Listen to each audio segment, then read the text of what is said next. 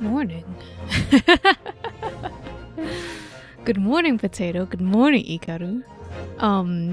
Good luck in whatever the heck you're doing, Potato. Whatever you redeem that for. Let us get back to terribly defending our, who is he?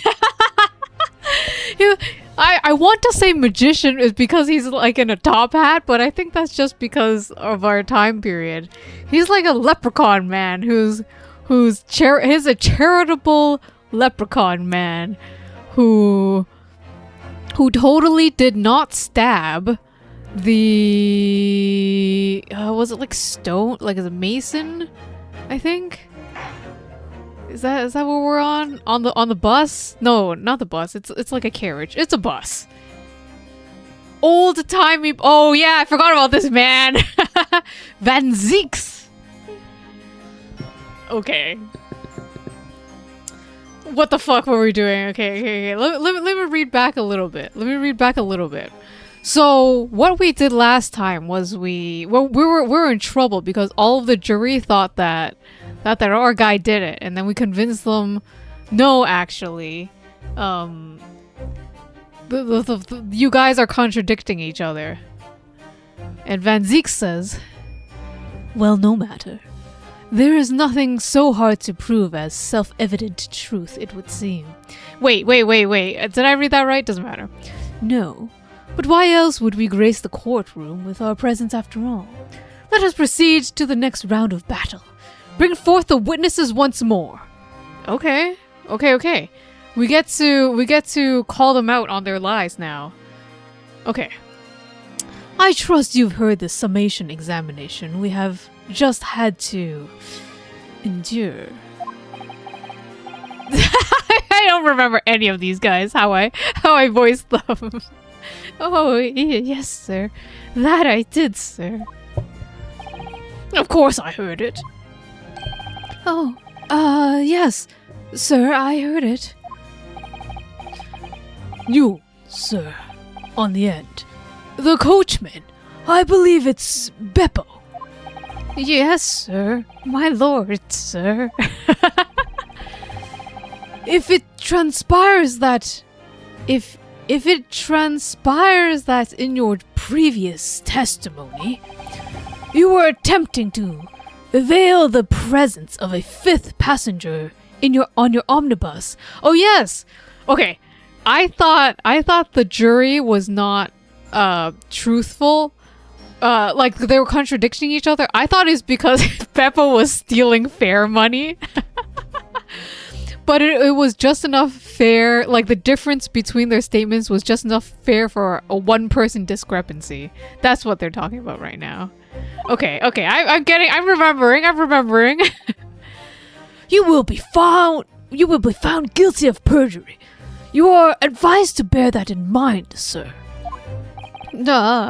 Oh, mio dio. Now then, witnesses, I hereby call you to testify before the court again. You will explain the various misgivings brought to our attention by the defense's summation examination.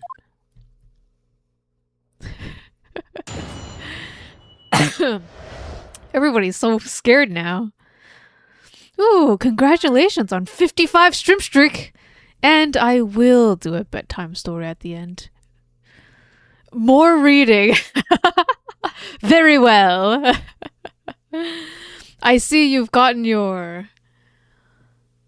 Oh, the 450 tipped it over so that you can redeem a bedtime story. I see. Various misgivings.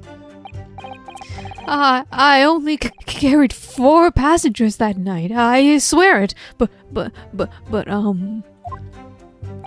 420? Nice.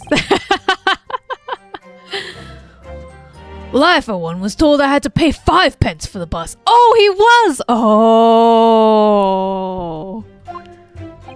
He fiddled us on the fare, he did. And then he saw that And then I saw that blood-curdling sight as well. It's all too much. I tell you, I saw McGilded stab that man. Everything I said before stands. Oh, yes, he stabbed him. Yes, he did. I think so, yes. Council, make sense of this for me. The phantom fifth passenger conjured into existence by my learned Eastern friend never existed. The confusion has arisen from the coachman's sly little cozenage. Is that how you say that? I've never heard that word before. Define cozenage. I'm learning new words today. As like cheating, basically. Defrauding someone. How do I say it? How do I say it, Merriam-Webster? It's cozenage? Cozenage? I would not have read it like that. Why is it cozenage? Where did you come from? That's okay. I don't need to know. It's fine. It's fine. It's probably French.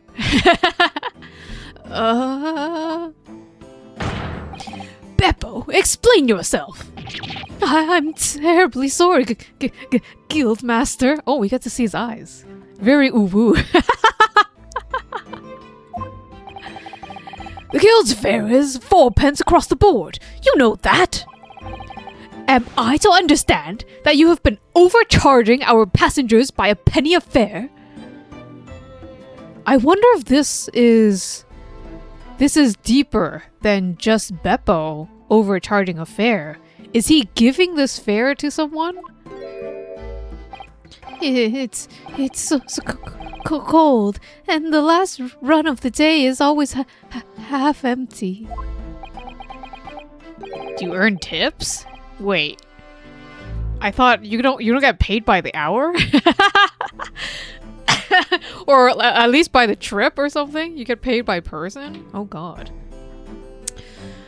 you have dishonest, coachman.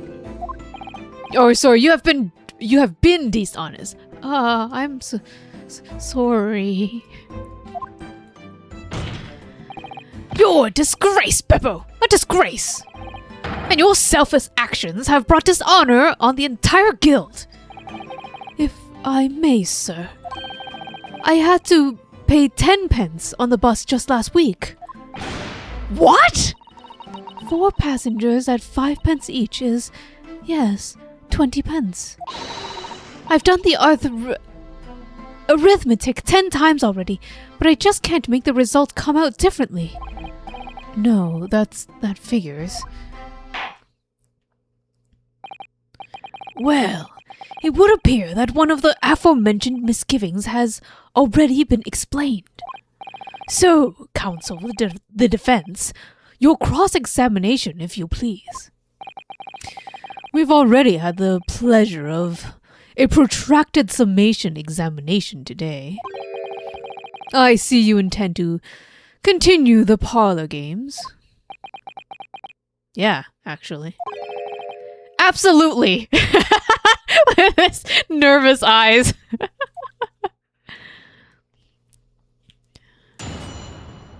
Oh, I love the stained glass thing going. It's super nice that they decide to go for like a completely different aesthetic compared to the one we had in Japan.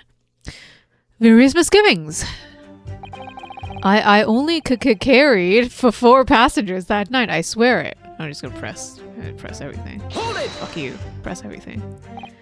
So, there were only 4 passengers on your carriage, but you didn't charge them the standard 4 pence fare. Is that right?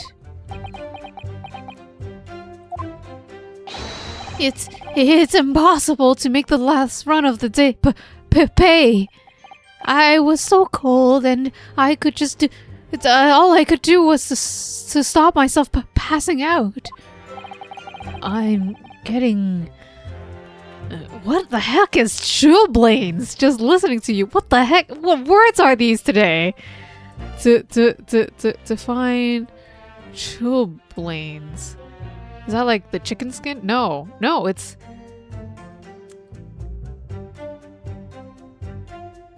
Oh, I've never heard of this. It's just the patches of swollen skin when you get too cold. I've never heard of that. I guess like one step away from hypothermia? It was terrible. I wanted to give myself a pat on the back for even keeping the bus running. Why you still cold? Is the court not heated? Doesn't the dedicated coachman deserve an extra penny or per passenger? You're digging a deeper hole for yourself here. If only there had been a fifth passenger on the omnibus that night. Then we would have another suspect.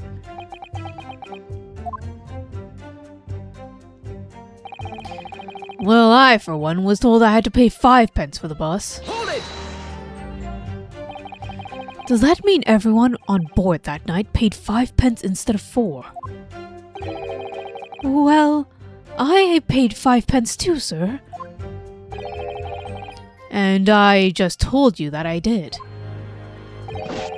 A flat fare of 5 pence across the board. It's not something to be proud of. The so-called discrepancy my learned friend identified was nothing of the sort.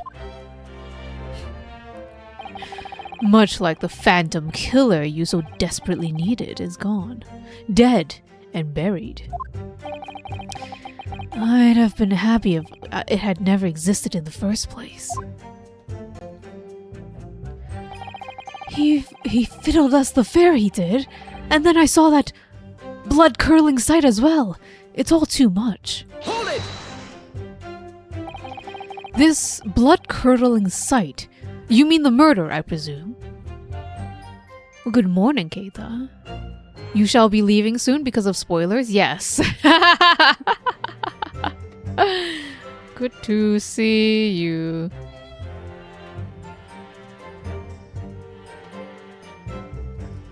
Yay.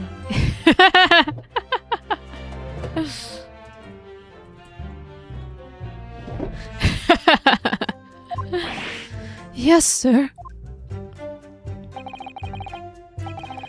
A loathsome sight. No one should have to witness the horror in the eyes of a man the moment his life is taken. 200K? Wow. Thanks.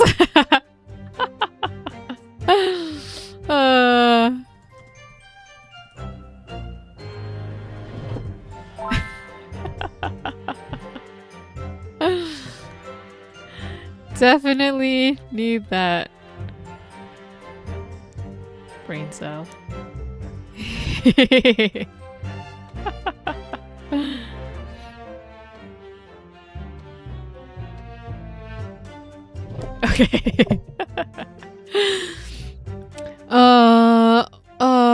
Oh, well, not exactly, sir. I mean, I didn't actually see the exact moment the gent was stabbed. Good gracious, really? We have another witness who did, however. The banker has already testified to it. But Mr. First didn't actually see the point at which the victim was killed. That may turn out to be very significant. I heard the banker gent next to me take a sharp intake of breath, see? And that's when I looked through the glass. That's when I saw that horrible blade poking out from his belly, all covered in blood. Every time I see a knife now, I can't help screaming, even when I'm eating. I tell you I saw McGilded stab that man. Everything I said before stands. Hold it! So, you saw the defendant, Mr. McGilded, stab the victim, Mr. Mason, who was sitting beside him. That's what I said, isn't it? It was bothering me before. It was bothering me before, this was. For just a brief moment, he hesitated before answering the question. Anyway, there was only 2 of them inside the carriage, wasn't there? There's been much talk of a 5th passenger, but as of yet, 0 evidence. Then what are we wasting all this time for, eh? It's black and white. The man's guilty. Something about Mr. Fairplay's testimony just jars with me. I wish I could work out what it was. Oh yes, he stabbed him. Yes, he did. I think so, yes. Hold it! Earlier, you testified that you saw the moment when the defendant allegedly stabbed the victim, didn't you? Oh, yes, that's right. You said the victim was on the floor, and described the assailant holding the knife in an ice pick grip. I suppose I might have, yes. But put the cart before the horse, maybe. What's this? Well, I'm quite sure about most of it. I was driving the horses when I heard a scream from the seats on the roof deck. Oh, I explained that was me, sir. When I turned around, yes, I saw it through the skylight. The gentleman was on the floor. The knife was sticking out from his midriff. That's right, yes, and the fellow holding the handle was the famous man, yes. So, in short, you didn't see the moment when the victim was actually stabbed at all. I really thought I did, but when I go over it again in my head, no, I suppose I didn't actually see the precise moment. Oh, of the stabbing, did I? What the fuck is this? This is so obvious. How do I pursue? Excuse me. Do you have something to say about that, Mr. Fairplay? Now listen to me. I know what you're thinking. He didn't really see the exact moment the fellow was stabbed. What are the chances of that? Eh? Are you asking me or telling me? He's getting flustered. I might be able to extract some new information from him if I answer him cleverly. Could he have just happened to see the exact moment the crime was committed? No chance. Well, it is a little hard to believe, certainly. Unless you spend your time peeping through a skylight on the top of an omnibus, that is. Peeping? I am a respectable city banker, I'll have you know. And I know what I saw. I remember as clear as Ballarat's day. It was a grim scene. I don't mind telling you. Thank you, Mr. Fairplay. Oh, excuse me if I was getting a little hot under the collar there, my lord. I would ask you to supplement your testimony with a clear statement about what exactly you saw. Oh, I can do that, all right. I'll tell you how grim it was. I'll tell you just how grim it was, my bad.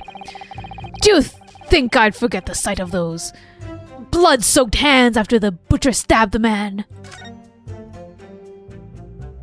I forgot to press that. Not long ago, this trial was very nearly come to an end. Somehow, we've managed to keep our chances alive here. I can't waste the cross-examination. I have to use it to bring some new facts to light.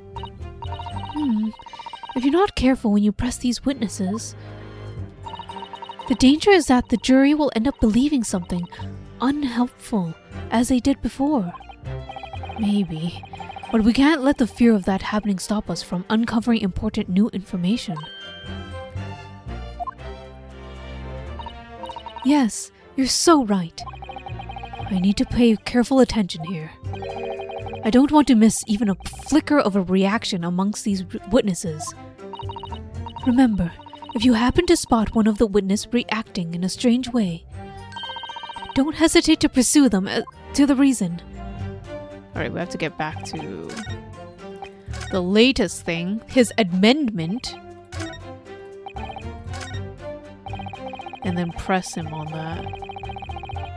Blood-soaked hands. Are you sure about blood-soaked hands? Because he was wearing gloves. Blood-soaked? Well, perhaps soaked is laying it on a bit thick, but anyway, there was definitely blood all over them. Both of them were covered in it. And you saw that from the roof, through the skylight.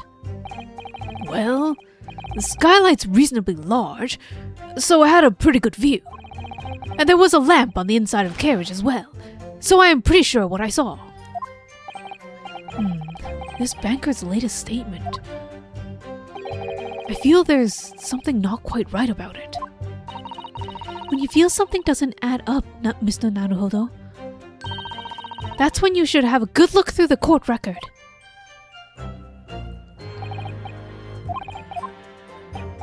Fast forward. Get back to the statement. Present the gloves.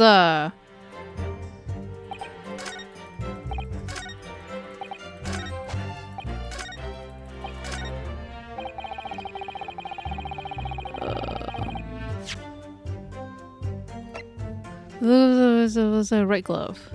Ooh. All right. There's thunder and lightning happening right now. So if I suddenly disappear, that's why. Objection! Objection! Blood-soaked hands.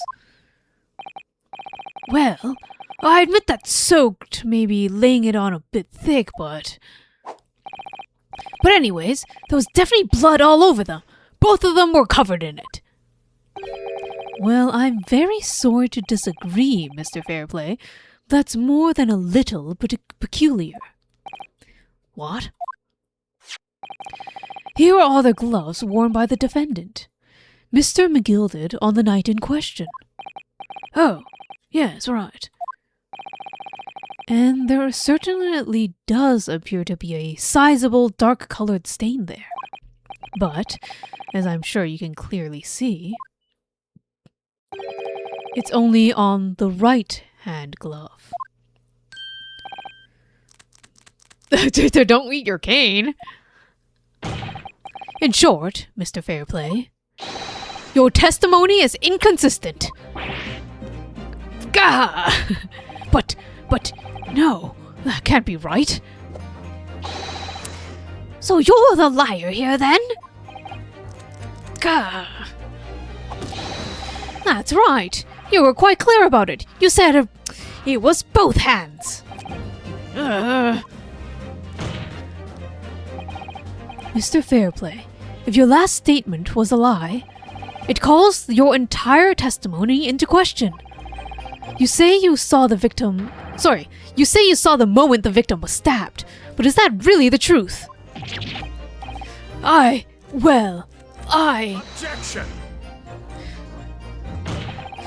It was a simple mistake. You can't justify accusing this man of lying. Yes, it wasn't both hands, it was one. But the fact remains, the victim's blood was on the accused. Objection! No, Mr. Fairplay categorically stated that he saw blood all over both hands. Which means there's a strong possibility that this witness was deliberately trying to mislead the court. Ah! Why? I'm the sitter banker, for pity's sake. My word should be the gold standard. I'm a gentleman, not some gutter snipe. Upstanding member of societies don't... Oh god, what's just another new word? Upstanding members of society don't prevaricate? Oh, define, prevaricate. Speak evasively. Prevaricate, Merriam-Webster says, to deviate from the truth. To lie, basically.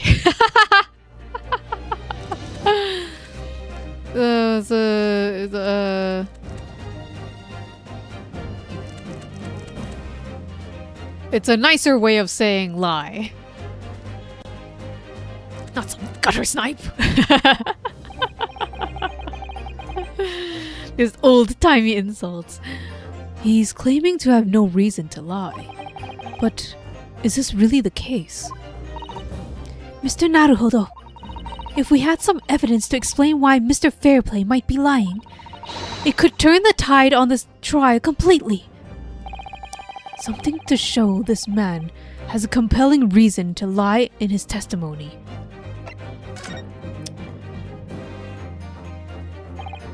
My lord. Yes, counsel. The defense is ready to present evidence. By Jove! Are you sure? Who's Jove? I didn't realize Jove was a name. Who's Jove in By Jove?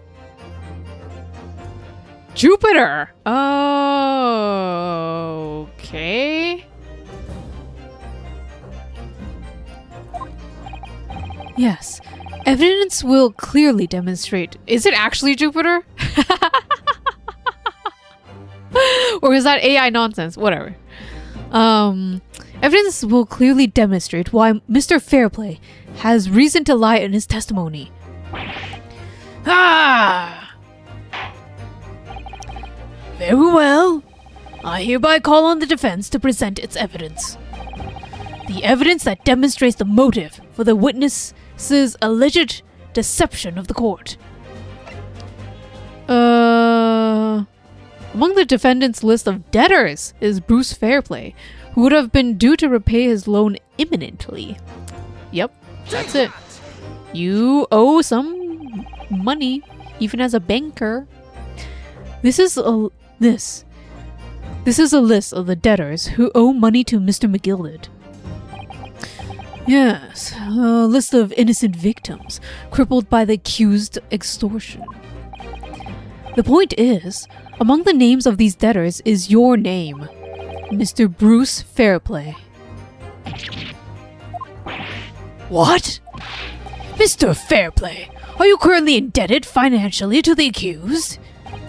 Ah, no, well, it's barely worth being called a debt. According to this ledger, you owe 20 guineas. Not an inconsiderable sum of money, wouldn't you say? Ah, well, what of it? Let's suppose Mr. McGilded were to be found guilty of murder. Then what would become of your debt in that case? Well, these documents state that the loan agreement is forged between two individual parties. Therefore, were the creditor, the defendant here, to be sentenced to a capital punishment, all outstanding debts which were owed to him would be annulled. They would cease to exist. Cease to exist? Mr. Fairplay, is it not the case that you claimed in your testimony to have seen something you never in fact saw? Oh, thank you very much, Clovis, for that brain cell. It will undoubtedly help me to solve this case. That seems to go way... It always seems to go way deeper than it appears. It's not just a simple murder. Who is this victim? Why were they killed? And why was our defendant framed? Also, good morning, Clovis. In a devious attempt to annul your debt of 20 guineas to the defendant. Gah!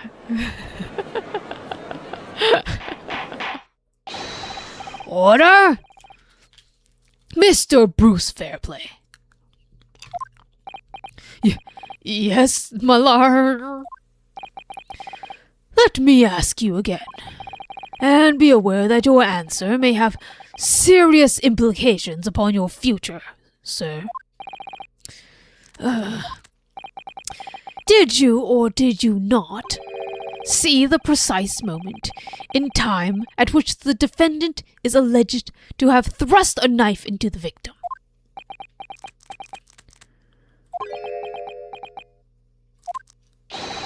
Your silence speaks volumes. You did not tell the truth in your testimony. Right. Let's not make a melodrama out of this. Perhaps I did overstate the truth in a pinch. A pinch? But it makes no difference. I definitely remember seeing blood on McGilded's hands. Both of them. Objection! And yet, only one of the defendant's gloves, which we have here as evidence, is stained. So you keep saying.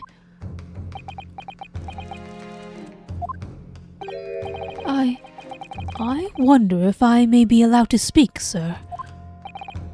Go ahead, Mr. First.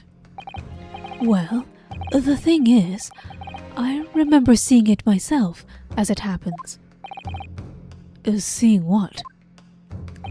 The blood, sir, on the assailant's hands. I think, yes. I'm almost sure that it was on both of his hands, not just one. What?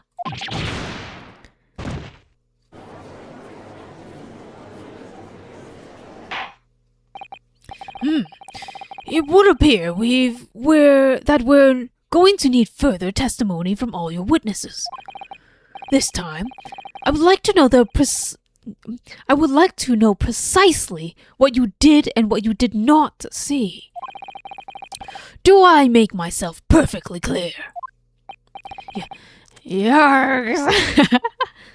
Mr. Naruhodo, this is good news. The course of the trial seems to have shifted slightly at last. Yes. I might finally have a chance to turn things around here.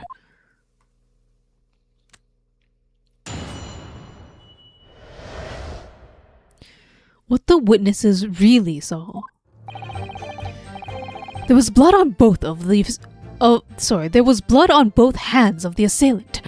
I sincerely and distinctly remember that. However, I suppose you might say I didn't see the exact moment the stabbing transpired, if that matters. I remember seeing the knife, and I remember seeing both of the attacker's hands with blood on them.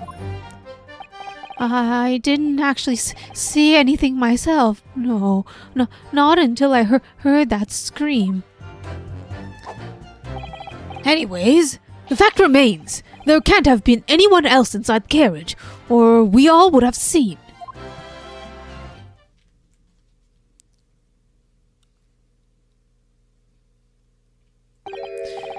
Well, lo and behold.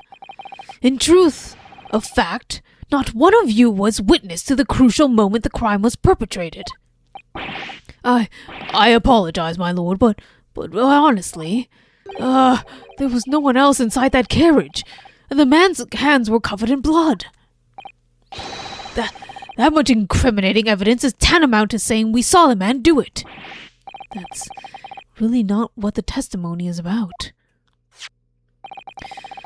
Let us examine the interior of the omnibus once more. The victim's fresh blood is clearly visible on that seat, corroborating the witnesses' accounts. In other words, there is no substantial nor significant change in the facts of the case. Very well. Your cross-examination, please, counsel. Yes, my lord.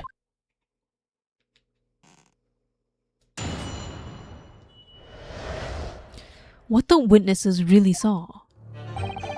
There was blood on both of the assailants. Both hands of the assailant. I sincerely and distinctly remember that. Hold it! No, the evidence tells us otherwise. We have the gloves the defendant was wearing on the night in question in the court record. I'm well aware of that, sir, but nevertheless, I know what I saw and I stand by it. The man had blood on both his hands. He's defiant, even in the face of hard evidence. He's steadfastly refusing to admit that he might be mistaken about what he saw. But why? Your reasoning is dire. One hand or two, the salient point remains unchanged. Minutes after the grim crime, the victim's blood dripped guiltily from the accused's fingers.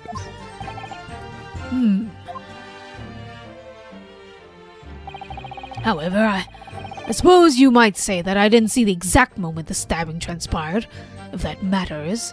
Good morning, Cishre.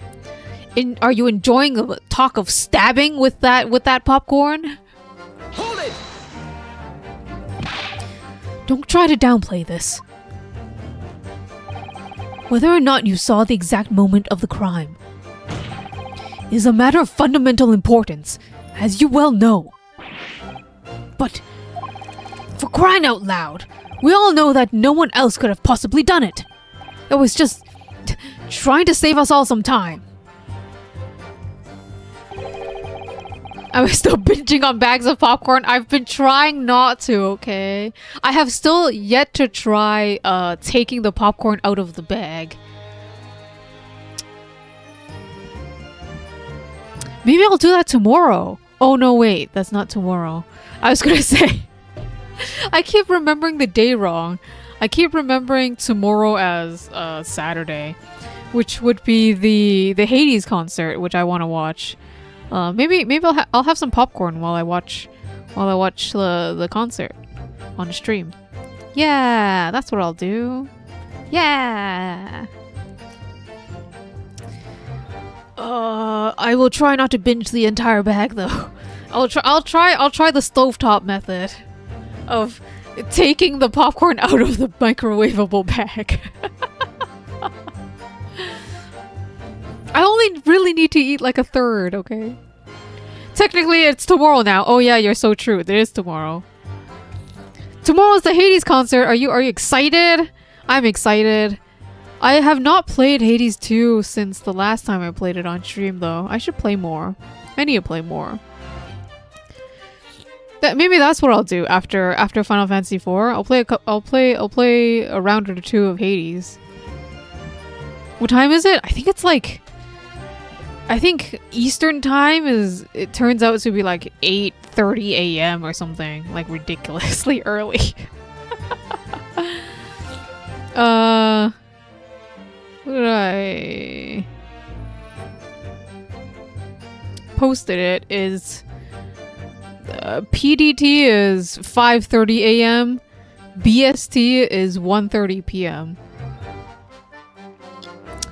And if my calculations are correct, in EST, it should be 8:30 a.m.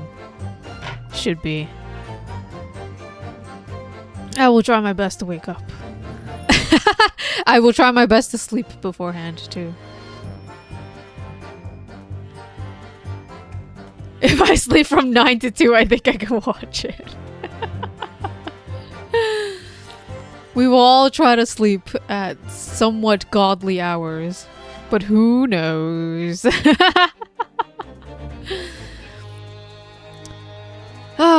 have a loan of 20 guineas outstanding with the defendant, do you not? Had you hoped to release yourself from that financial burden by ensuring the defendant was found guilty? Aye. Well, that's not what I was hoping for. I just lost a guinea or 10 when I backed the wrong horse at the Derby, that's all. Gambling. I was going to win it all back. Oh my god, gambling. There's a fixture this weekend. That's a sure thing. A little guinea or 10. I'm a banker. No one bats an eye if I bore a little spending money for the weekend. Just shakes head. Yeah, honestly, what can you even say? I think you may have revealed rather more about your character than you bargained for, sir. Good morning, Gamley. This witness's scruples are not on trial here. How's your fish farming, Gamley? Proceed to the next witness. Is that really how it's supposed to work? I remember seeing the knife, and I remember seeing both of the attackers' hands with blood on them. Hold it! You definitely saw that too? Wait, there's also a vegetable farm? It's not just fishing farm? What do you use vegetables for? Do you use them as bait or something? You definitely saw that too? Blood on both hands. Yes, sir. I mean, I know what you're going to say. Only one of Mr. McGilda's gloves had any signs of blood on it. That's right. The thing is, as far as I remember, sir, when I looked down, I saw Mr. McGilded sitting beside the other fellow. And I don't believe he was wearing any gloves, sir. He wasn't wearing these gloves? That's correct, sir. And I saw the blood on both his bare hands quite clearly. It's true that the dark color stain on the leather gloves wouldn't have been easy to see. I should point out that the police officer who apprehended the accused on the night in question... Veggie sushi! Oh, that's right! Because it's also a sushi restaurant. That makes sense, that makes sense.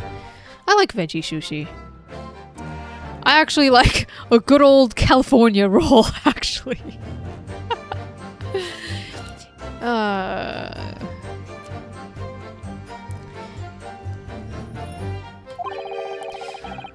Reported that there was no trace of blood on Mr. McGilded's gloved hands.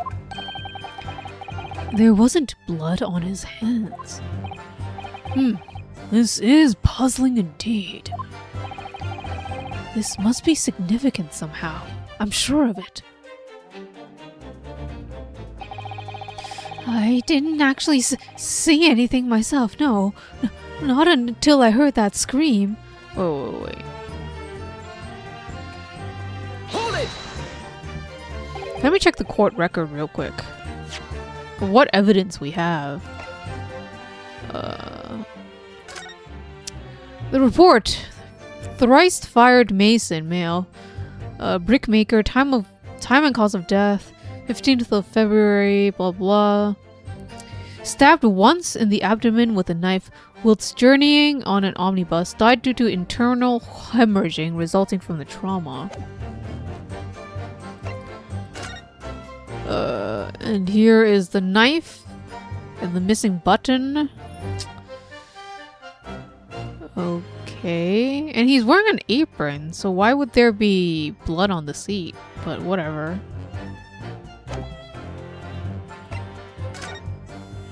Is there blood on the insides of the glove? I don't think so.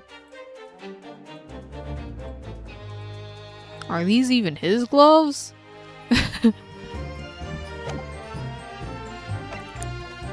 I'll check the bus again later.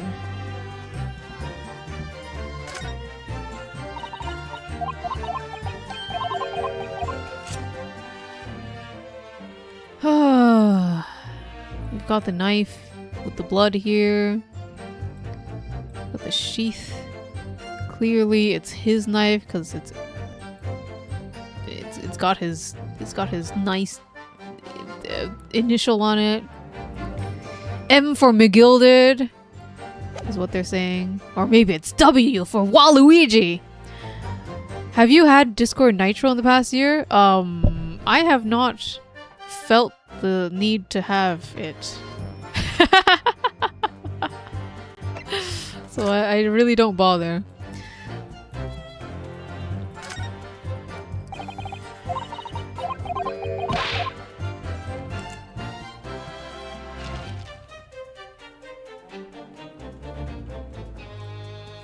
This doesn't do anything except give us the information.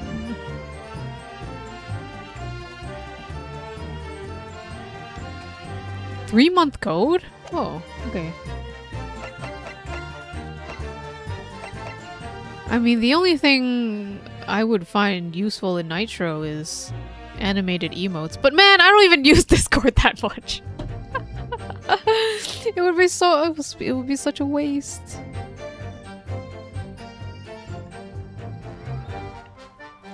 It's also a waste to not use it, I guess.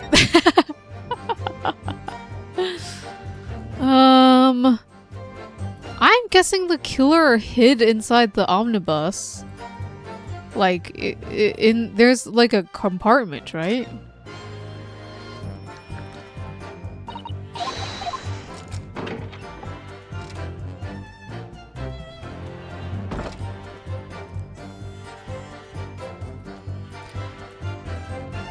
Because this side they can't see from the top. And there's clearly space enough for a person to hide. Right. This looks like all sorts of equipment that might...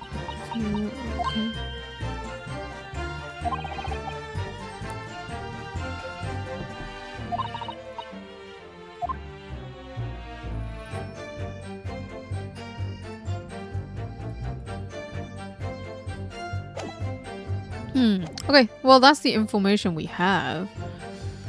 What about these gloves?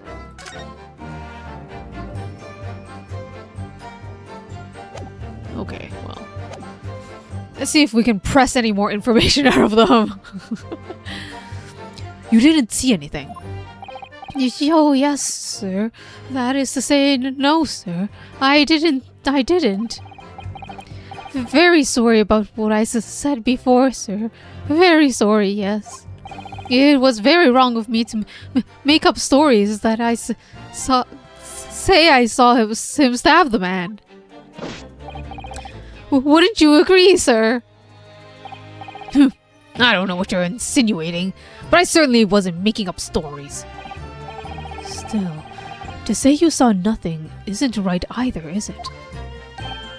No, sir. I saw nothing at all. Mr. Beppo, you were driving your horses. At the very least, you must have enjoyed a good view of London streets, no?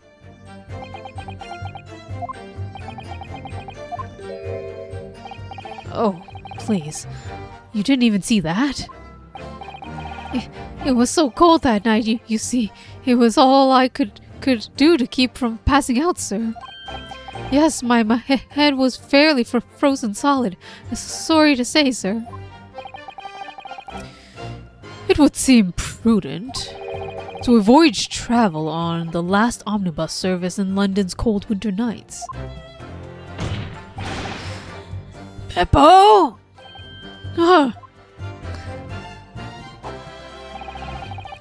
Anyway, the fact remains there can't have been anyone else inside that carriage, or we would all have seen.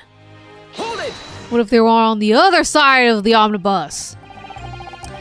And everything you saw of the incident was through the skylight on the roof of the omnibus. That's right.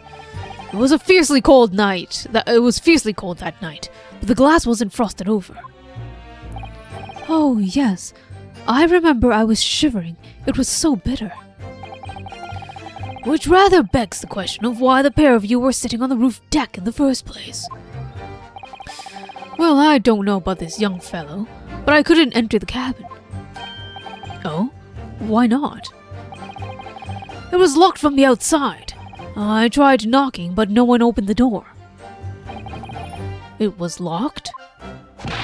That's right! It's a public bus service, for pity's sake! That's not what I'd call fair play! Yes, I had the exact same experience. I tried knocking, but the gent inside just gestured at me to clear off. So I had no choice but to climb up the roof deck and look down longingly in the warm cabin below. Well, I can assure you that I wasn't just looking down. I was glaring, long and hard.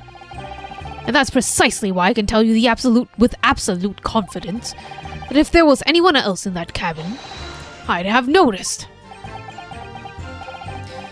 Unequivocally, unequivocal, I would say. I'm not sure about these two witnesses.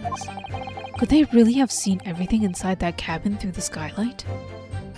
They would have seen everything. They might not have been able to. Yeah, that's what I'm gonna go with. They couldn't see the other seats. Allow me to confirm one thing, Mr. Fairplay. You were riding this omnibus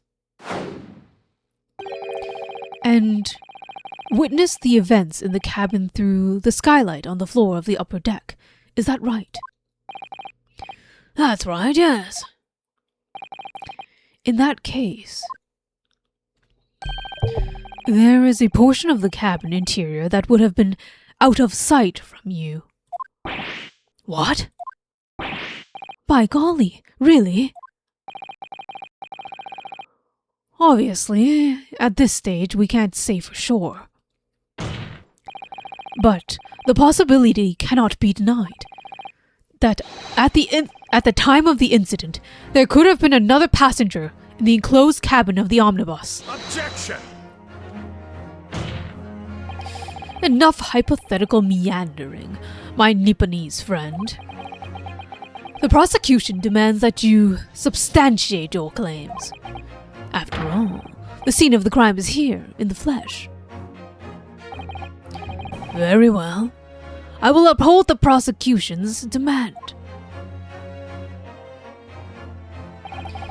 You will identify the area in this cross-sectional plan of the omnibus.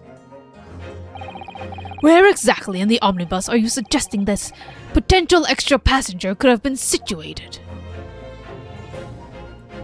Right here. Take that!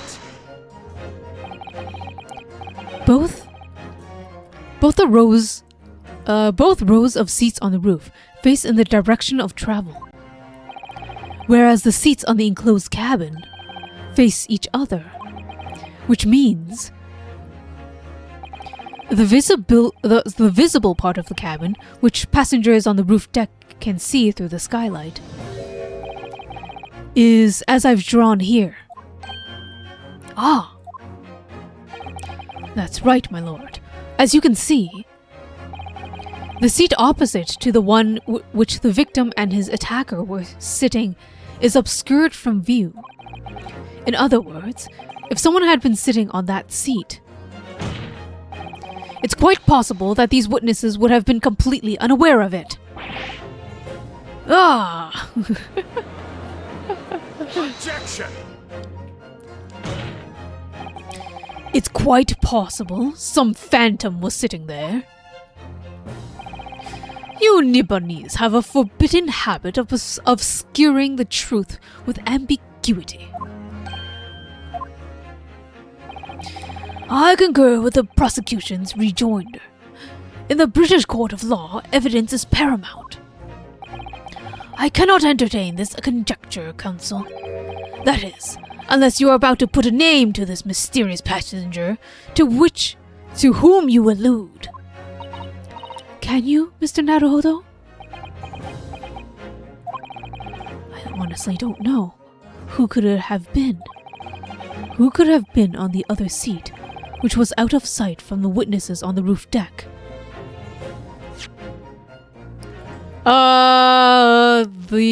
I'm assuming it's us. It's the defendant who was sitting on the opposite side.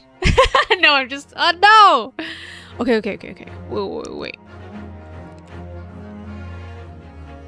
Who could it possibly have been?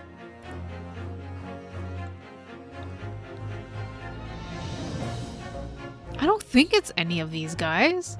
No. No. Wait, no.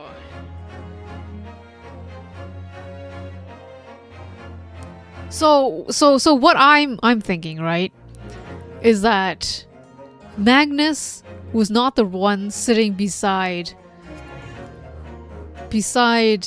Mason, the victim, was not the one who was sitting beside the victim and stabbing him, and was not the one who had the bare hands covered in blood, right? It was somebody dressed up as Magnus. And Magnus was sleeping on the opposite side. And then, but wouldn't you realize if some guy like moved your body, unless you were sleeping very soundly? Or Magnus was sleeping beside, but it was a guy across from him, dressed up as Magnus, who stabbed Mason, the victim. I have no fucking idea. Good morning, Luna. I don't know what to say. I'm gonna lose a point because I have no fucking idea. It's okay if the jury doesn't know.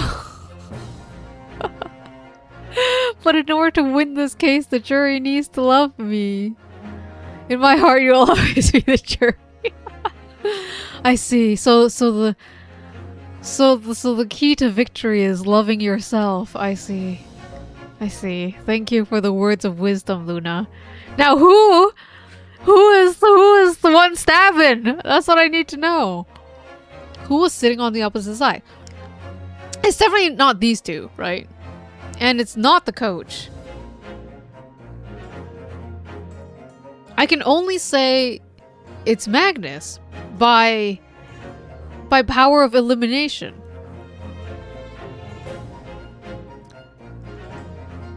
It was you, Baron von Six.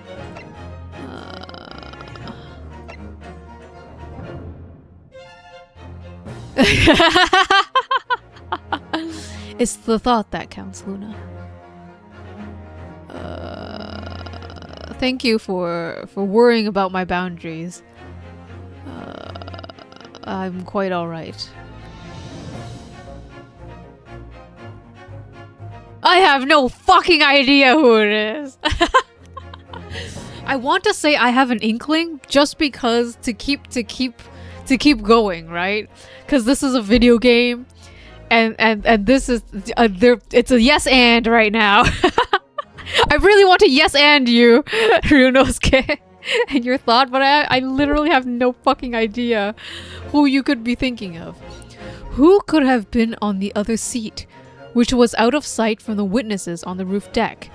Are we gonna say that there's two Magnuses who could have stabbed the victim? Real life doesn't work like that? Oh. Okay. I'm gonna say I have an inkling, but I have no fucking idea. I have an inkling. I understand, my lord. The defense would like to put forward a name. You are a fool. That response was a desperate attempt by a man who has no notion of his own limitations. You're fucking right. A toast to a hard lesson yet not yet learned. That is not delay, counsel. The defense is still to name the passenger on the other seat. This could be it. This could be the chance I've been waiting for to turn the trial in my favor. On that night, on the night of the murder, the person occupying the seat on the omnibus cabin that was obscured from view was Magnus. I don't know who else to present. I'm just gonna present him. John Ligma?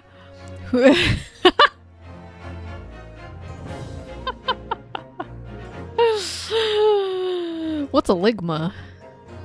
Take that! Am I right? The passenger in the enclosed cabin that the witnesses on the roof deck failed to see has to have been Mr. Magnus McGilded. Mr. McGilded? What are you talking about, counsel? What is the what? you are once again speaking a cryptic language, Luna. That is the name of the defendant. Objection! Wow! Nice. Nice aim. If I desecrate this chamber by smashing my hallowed chalice, do forgive the discourtesy. I thought it was...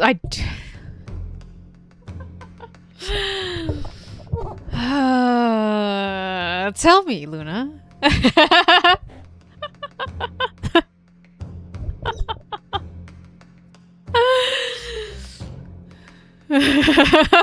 Yeah, I was trying to set it up for you, Luna. What's a ligma?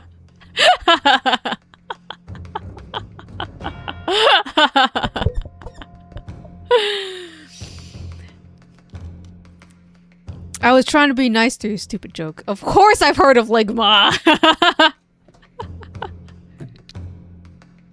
Have you heard of suckmai?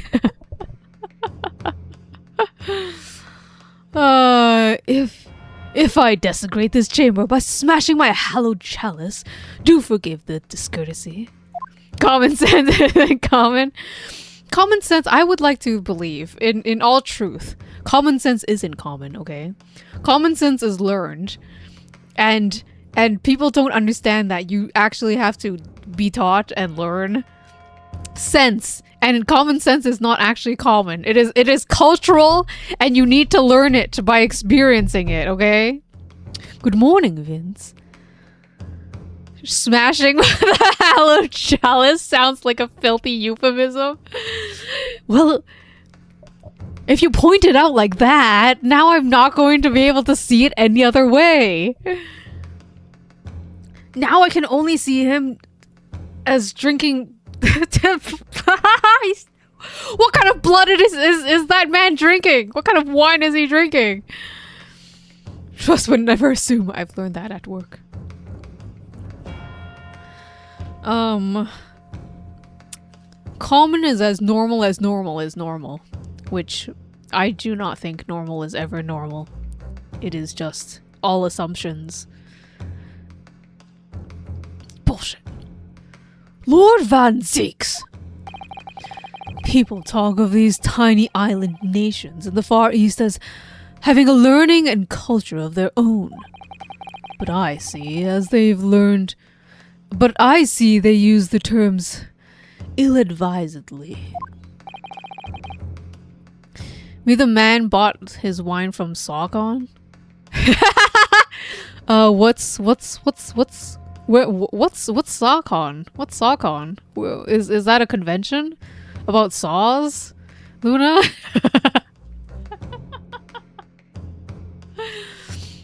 The moments you start, once you start going through non-PG-13 or so.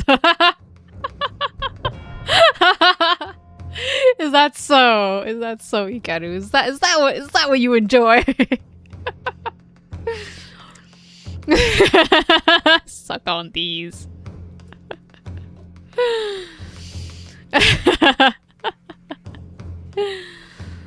Fans of a horror movie series.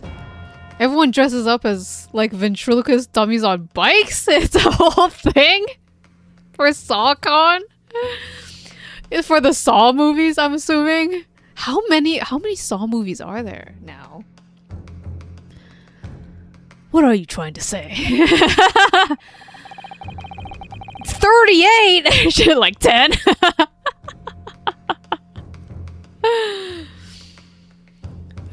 Are there more Saw movies than like what's the other one? Chainsaw Massacre? What about scary movies? I do not watch Saw either. I do not like the gory stupidness.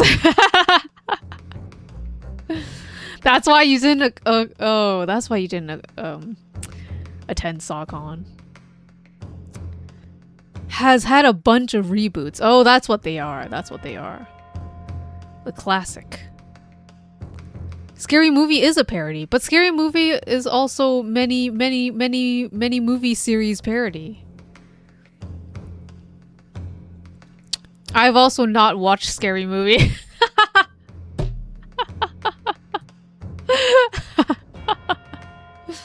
Are they movies that I should, like, is it worth watching?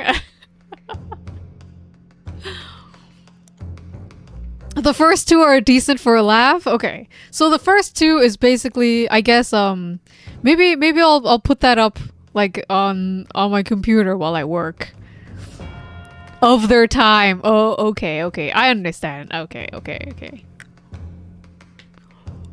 If you turn off your brain. Okay, they're that kind of movie. I understand. So funny if you're drunk and with a bunch of friends kind of thing.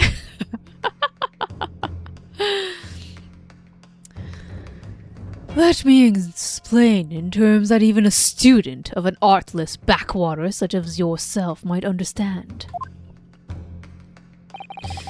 When the bloody scene unfolded, the victim and his assailant were sitting side by side.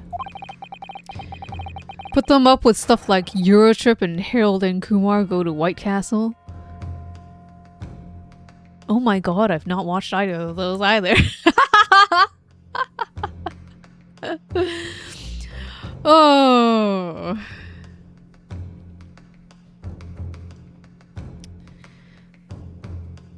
You know what stupid movie I want to watch is Austin Powers.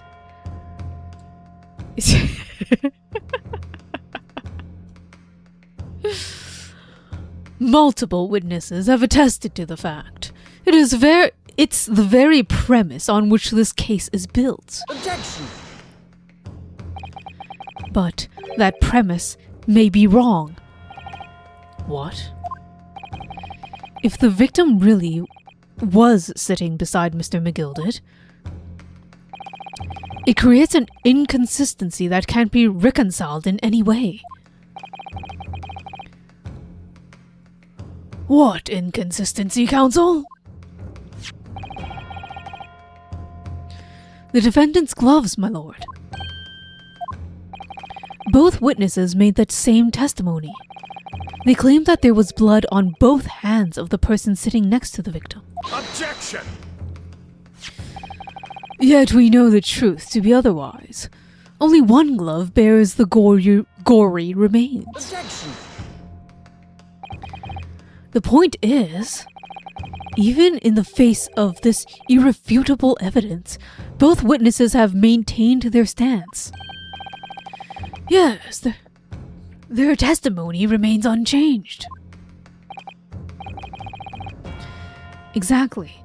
They both adamantly swear that they clearly remember seeing blood on both hands of the assailant. Where?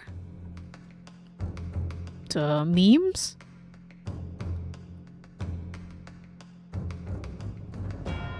Misk? There's always Misk.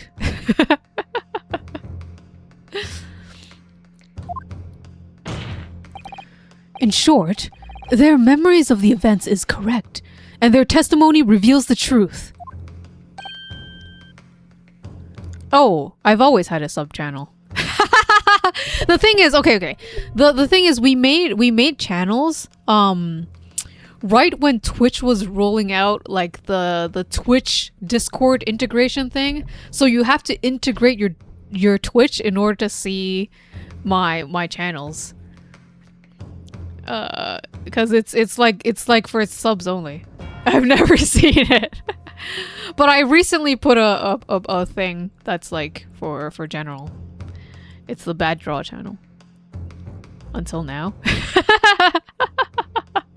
I don't actually put anything on there besides bad draws. I don't chat. My god, I don't chat. I don't do social media. I'm terrible at advertising myself. You've still never seen it? Oh god. It's a thing with Discord. I don't fucking know. Well, welcome to my Discord, Luna. Ball scene in HD.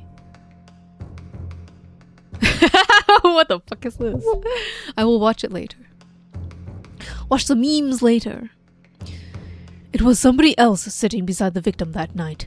A third party we have yet to identify. And the victim's blood was on that passenger's hands. Both of them. Objection! And who is this third party? Obviously, the true culprit. I don't know. Extraordinary.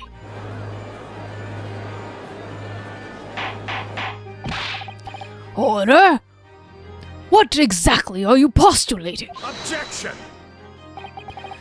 The defense postulations are just that, nothing more than conjecture. The witnesses have clearly stated that they saw the accused. Objection!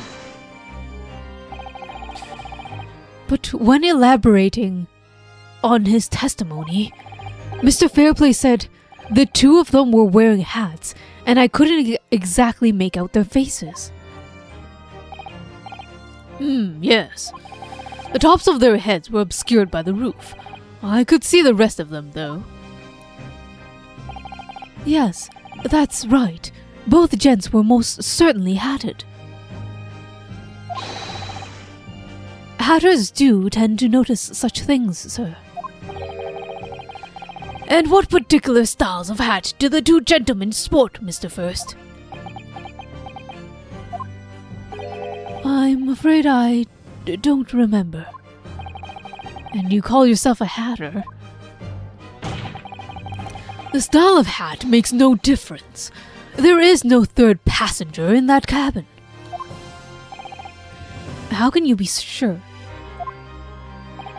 Because if there had been, the accused, Mr. McGilded, would have undoubtedly offered to dispose that fact. Or depose. Unless, that is, you are proposing an even more preposterous explanation. That the accused failed to even notice the presence of the culprit in the very cabin in which he traveled. Yeah, that's exactly what I'm proposing. He's right. If there was another person traveling in an enclosed cabin of the omnibus, it is inconceivable that Mr. McGilded would have been unaware of it. Order! There is clearly a simple solution to this problem. Bring the accused, Mr. McGilded, to the stand. Well, what say you, counsel? The prosecution objects, my lord. On what grounds? As a suspect, he will have already made a full statement to the police. But what if there was some reason why he is unable to speak freely? Magnus McGilded is no uneducated ruffian. If it is indeed turns out that the man has been withholding information, you can be sure it will have been a most deliberate act. Counsel for the defense, what is your opinion? My lord, should we ask Mr. McGilded to testify or not? Demand his testimony! Yes, we need to hear what he has to say in order to find out the truth. The defense would like to call Mr. McGilded to the stand. In that case, I would like to hear the opinion of the jury. Yes, I need a little time to consider this. If you ask me, I think we should hear what Mr. McGilded has to say. Let the gentleman out here, I say. It would be utterly illogical not to hear his testimony. When something needs doing, get it done. That's how I run things at the guild. Hearing what the patron of my favorite little park has to say. Oh yes, that would be lovely. Yes, the jury says the man must be heard. Very well, the court will hear the defendant's testimony. Bailiff, show the defendant to the stand at once.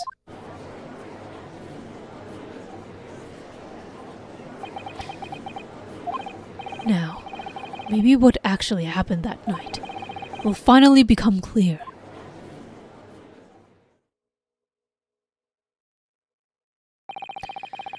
Let proceedings be resumed. Mr. McGilded, have you been listening to the discourse of the day? To be sure I have, my lord. There are now two matters in which the court desires to hear from you. The first is whether or not there was a third party with you in the omnibus cabin, as proposed by the defense. The second is that if such a person was indeed present, why did you conceal the fact from the police? Gad, no. It's not of my nature to hide anything at all. Just answer the question, please. The truth of the matter is, I've been desperate about this all along. Do I tell yous or keep my mouth shut? Tell us what, Mr. McGilded? The fine fella representing me is absolutely right. In the carriage on the night with myself and the other man, there was another passenger. It's true? Aye, and 'twas me who helped the little urchin get away after all that happened. You... What?!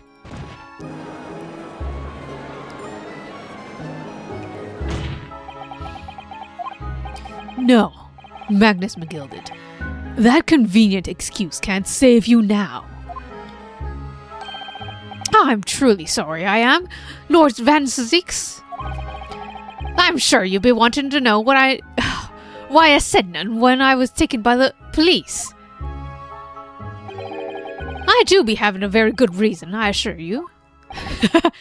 Which was? Well, the little child was just in the wrong place at the wrong time, and not in any way involved, you see. What? If the police had known the wee one was there, they'd have assumed she'd done it. They'd have hauled her into this courtroom and, just like myself...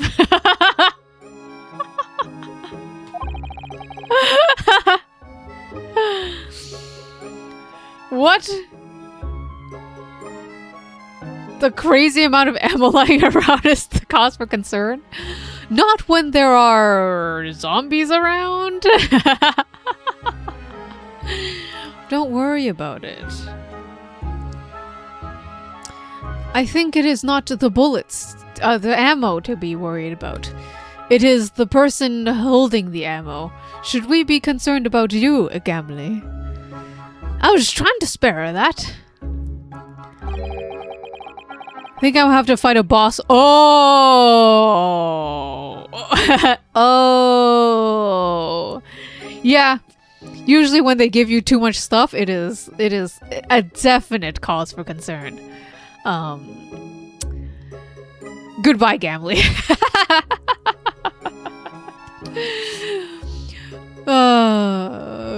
And good luck. Good luck, Gamley. Young hearts and young mans are easily damaged, my lord.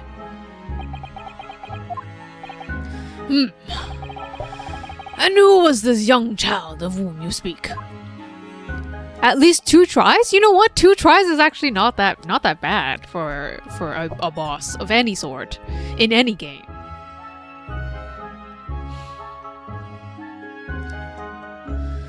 That I don't know. You don't know? Aye, well, the wee thing just happened to be in the carriage that night. I never saw her before or since. Objection!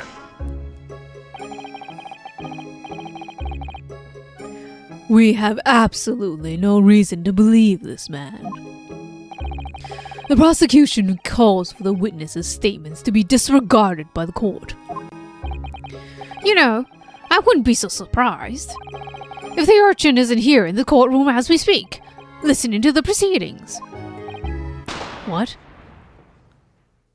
Ah, smoke! Ah, fire! There's someone trying to get away! After them! It's no use. I can't see anything through this smoke. What's going on? Be careful, Mr. Naruhodo. Cover your face. Bailiff, do not let the accused escape. Secure the omnibus. The omnibus? I hereby call an emergency recess. Bailiff, ensure the defendant is in custody, and clear the courtroom. Is it a magic trick? Smoke bomb? Are there ninjas? No. We were hurriedly removed from the smoke-filled courtroom by the bailiff. Amid scenes of chaos as people stumbled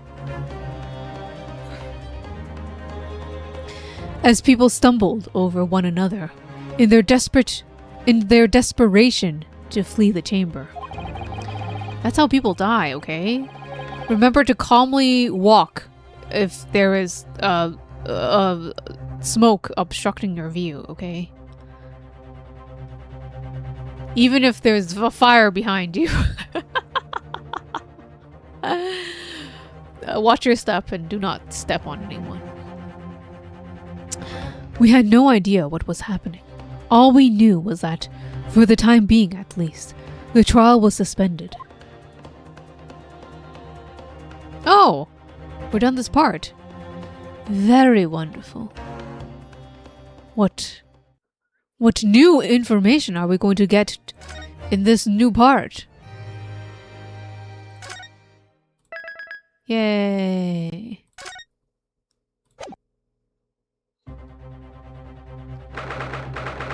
February 12:52 p.m.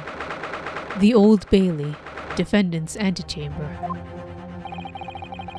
What on earth just happened in there? Mr. Naruhodo, I've managed to find out what happened. Miss Susato. I was told that it was an advanced form of a smoke grenade, a type of exploding device that releases smoke. A smoke grenade? It sounds like some sort of things ninjas use. That's what I assumed. They're making sure everything is safe now. I think the trial will start again before long.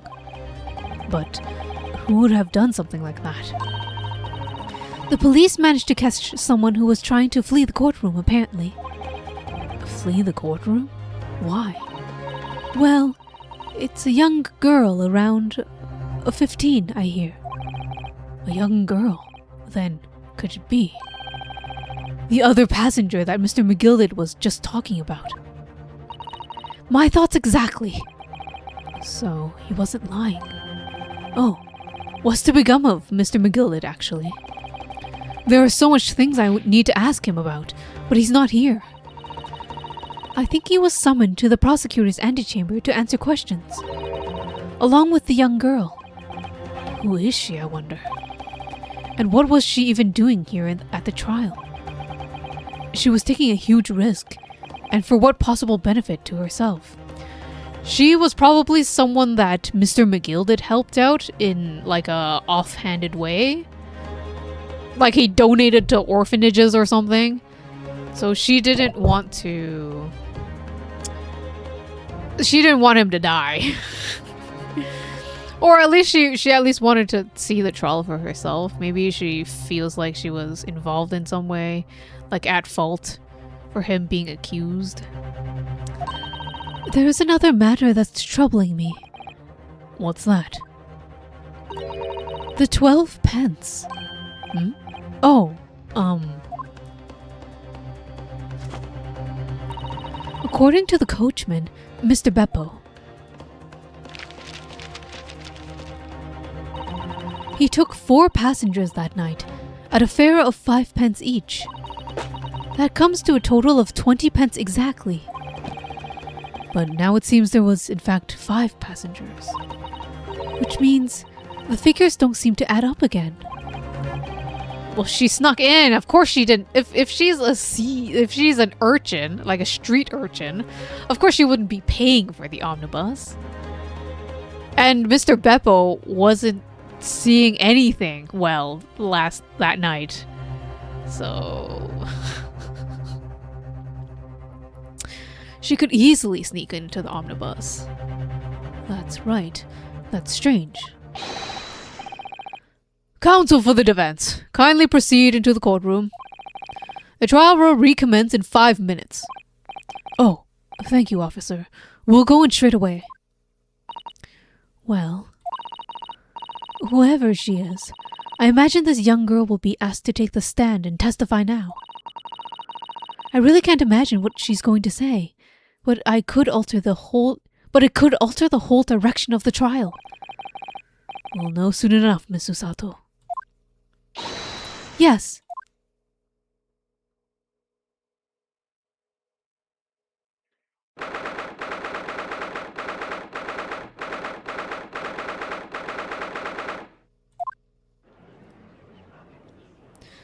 Oh, she's very stylish. Look at her. There's a young girl next to Mr. McGilded. Look. She must have been the one who caused the disturbance before. Well, after the rather... Oh, she's also wearing a hat. Everybody's wearing a hat. Every witness so far has been wearing a hat. Well, after that rather eventful recess, the court will now resume the trial of Mr. Magnus McGilded. Now then, Lord Van Zeeks.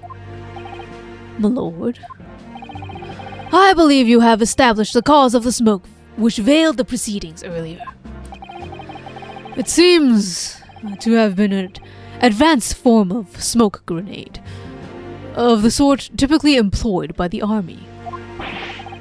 Good gracious! The army? What in devil's name?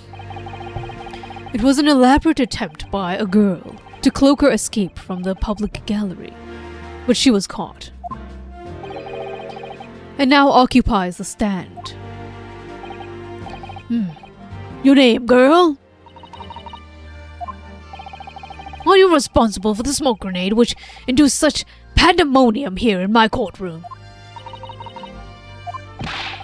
What is the meaning of this deplorable behavior? If I may, my lord. Yes, Mr. McGilded? I think perhaps I ought to explain here. Why, it is that this wee lass here, and why is it that this wee lass here is here in the first place? And why she tried to bolt like that? 'Tis all tied to the events of that night, so it is.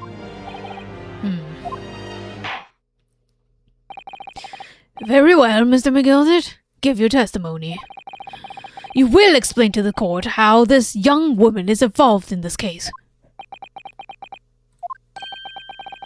Just what happened? What did happen that night? It's not like a defense lawyer needs that information or anything. Witness testimony. The young girl. On the night in question, I took the back seat on the omnibus and promptly nodded off. Then, begorra, a loud thud and the wee scream woke me with a fair start. There was a fella collapsed on the floor at my feet, so I sat him up in the seat across from me. Then I turned to find out where that scream came from, and bless my soul, what did I find? There was a child in there, all curled up in a ball, hiding her wee self away.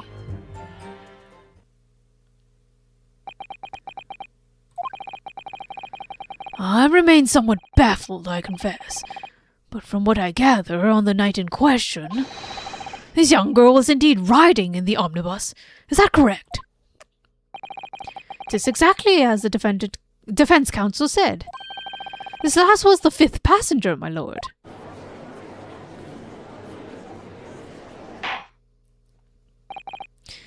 Very well.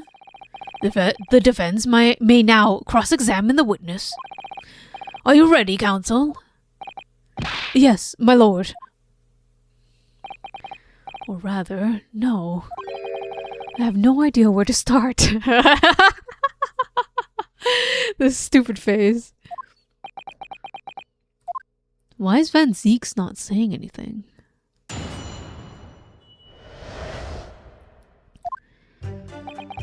On the night in question, I took the back blah blah blah press. And when you first got onto the omnibus, were there any other passengers already on board? There were not. The captain was empty, and there was no one on the roof deck either. You were the first passenger, as it were, I see.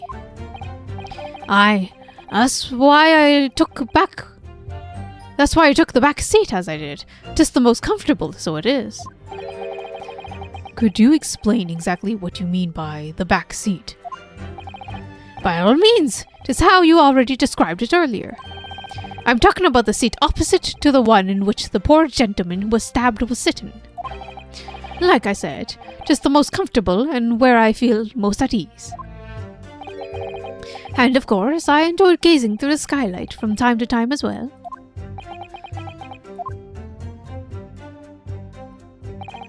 Then Bagora! A loud thud, you say, and a scream. Aye, that's right. How can I explain it? It was like a sound of someone falling to the ground. That sort of sound. So, you think it was the sound of Mr. Mason falling on the floor having been stabbed? Well now, you'll remember I was asleep at that time, so I wouldn't say it like that. And when the sound woke me, I opened my eyes. There wasn't a soul to be seen in the carriage but the fellow on the floor. You didn't see anyone, but at the same moment, you did hear a scream. Ah, from the seats above you on the roof deck, I presume? Not above me, no, my lord. 'Twas from inside the cabin. But I wasn't altogether thinking about the scream. No, I was too stunned by the desperate sight before my eyes. 'Twas a fellow collapsed on the floor. You sat him up? The victim, you mean? That I did. On the seat across from me, as I said. I could plainly see the poor devil was already gone. And you wouldn't leave a dead man just lying on the floor, now would ya? 'Tis common courtesy, so it is. I find that a little hard to believe. Ah, Lord Van Zeeks, now why would that be? You wake up to find it a man lying dead at your feet in a carriage. Any normal person would have hailed the cabman. Any upstanding member of London society, that is. Well now, as you know, I'm in somewhat of a special line of business. The business of lending money at exorbitant rates of interest. Unfortunately, my lord, not everyone is thankful for the help I offer them, and some would even see me dead. So I try, where I at all possible, to avoid getting myself in a tangle with trouble. Are you suggesting that you were just going to leave the man there? Heavens alive, no! I was already intending to report it, so I was. Only, I had a man to find the whys and wherefores first. The whys and wherefores? Right you are. There were some details I wanted to understand before anyone else got to meddle in. That wee scream I heard, for example. Wouldn't your good self do just the same? Yes. The scream he says he heard at the same time as the thud of the victim collapsing. And then I turned to find where the scream had come from, and bless my soul, what did I find? Oh, there was a child in there, all curled up in a ball, hiding her wee self. Hold it! You say she was hiding herself? Aye, that's right. It was hard to see in the dim lamplight, but she was all curled up in a wee ball, with her eyes met, well, My heart nearly stopped beating in my chest. You're really overreacting. You're really overacting this. Still and all, I pulled her out from under there and sat her on the seat opposite so I could have a wee chinwag with her. The seat opposite. That's right, just next to the dead man there. You sat this young girl next to a corpse, sir? Well, as I'm sure I mentioned, a gentleman in my position can all too often find himself in mortal danger. So I needed to find out just who this urchin was, you see. And while I was in the middle of talking with her, I heard another scream. A fella's voice this time. Presumably that scream was Mr. First, who was sitting on the roof deck. Right you are again. I would say so. Looking down through the skylight, he must have seen the young girl and the gentleman with a knife at his belly. In other words, the previous witnesses did in fact see you at did not in fact see you at all, Mr. McGilded. What they believed to be yourself and the victim, it was in fact this girl and the late Mr. Mason. Aye, my lord. I was, I think everyone understands now, sat at the back of the carriage out of sight.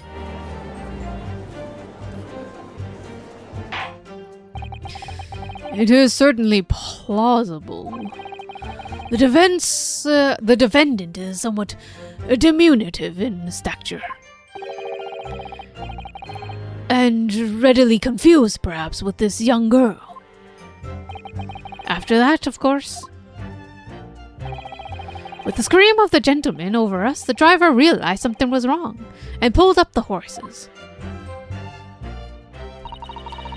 I do wonder how you must be feeling, Mr. Naruhodo. Oh! Oops.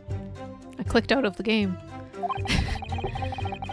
Let me do this. Being a defendant's lawyer and yet finding myself as stunned as everyone else at his testimony? Let's just say it's trying. We certainly had a precious little time to talk to Mr. McGilded before the trial. But we mustn't be dispirited. We must try to learn all the facts we can. When we arrived in London this morning, I didn't see my day panning out like this. Mr. Naruhodo, no grumbling, even in your head. How did you know? On the night in question, I took the back seat at the omnibus and promptly nodded off. Wait, I did not press the second last accidentally. Hold it! I'm afraid I don't understand. I'm sure you told the court that there was no one else in the carriage except yourself and the victim. So I did, sir, so I did. As far as I could see, that is. What do you mean by that? Well now, this queer thing, the wee scream I heard as I woke up. It came from, if you excuse my vulgar expression, under me backside. Good gracious! Under your backside? And when I lifted the seat in which I had been sitting, I found there were a wee cubbyhole there for storage. Mr. Naruhodo, we can examine the omnibus ourselves, remember? Yes, of course. The whole omnibus was submitted as evidence. This would be a very good time to have a thorough look around inside. And that's when I found her. Thank you. I've heard enough. The events as explained are clear in my mind. However, at least one conundrum remains. Who is this girl? Her name is Gina Lestrade, my lord. She's a chancer. Earns a crust among large crowds, relieving people of their purses. Oh, a chancer. As in she takes the chance to steal things, I understand. A opportunist. What's commonly called as a pickpocket. What? This girl here? A petty thief?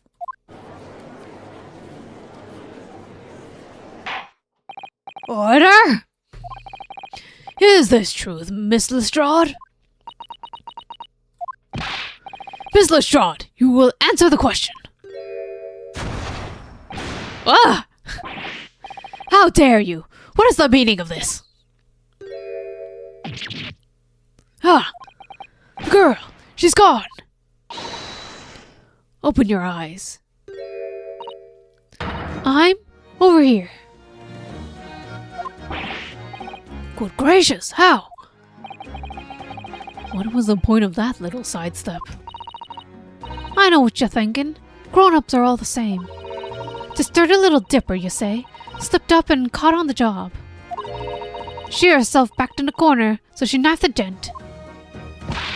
Go on, that's what your heads are saying. That's what's in your heads, ain't it? That's gonna be tough reading her words. They're missing so many letters.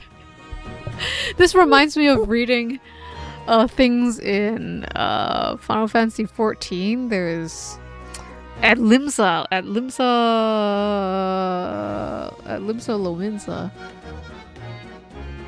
Everybody speaks like a pirate. And sometimes it's just hard to read.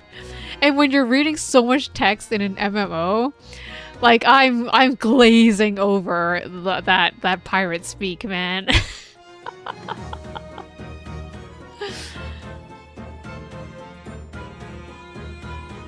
I'm not reading. No, not at all. This is a court of law. Here we are determined.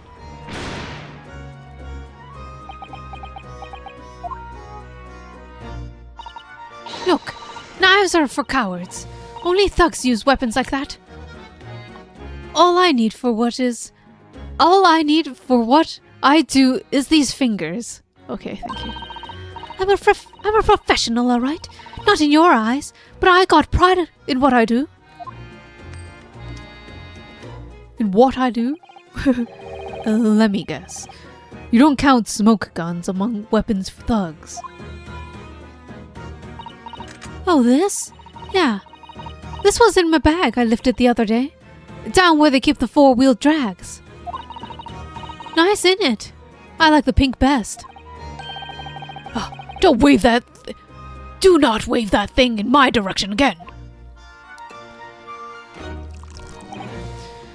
So... You admit that you were riding the omnibus on the night in question.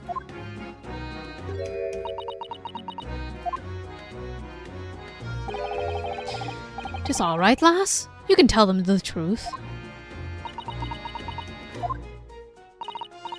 Alright, yeah. It's just like the Irishman said. The court accepts this girl, Miss Gina Lestrade, as a valid and significant witness in the case. Accordingly, young lady, we will now hear your testimony, if you please. You will tell the court exactly what happened in the omnibus on the night in question. Alright, if I have to.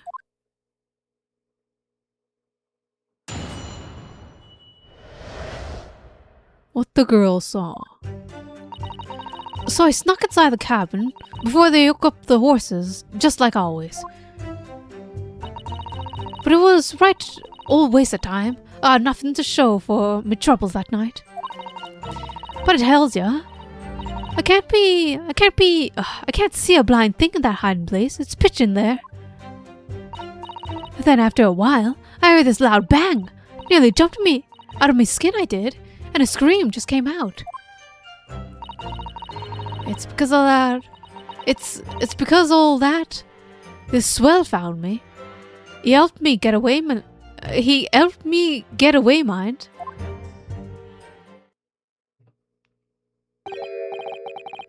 Yes, he let you go. I fail to understand why you let the street urchin go, Mr. McGilded. Oh, well, 'tis simplicity itself, my lord. You see, she couldn't possibly have killed the other passenger. I knew for a fact. How? As I'm sure I said before, sir.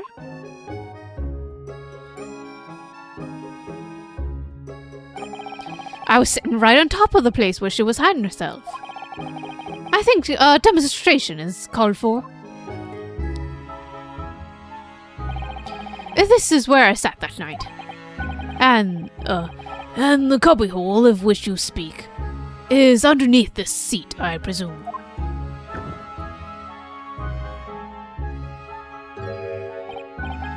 Yes. It does appear to be just large enough to accommodate someone of this girl's stature. Aye, but of course the wee lass was stuck in there, because I had parked myself in the seat for the duration. Ah, so you see, that's why I let the lass bolt. I knew that if the police found her there, they'd automatically assume she'd done it.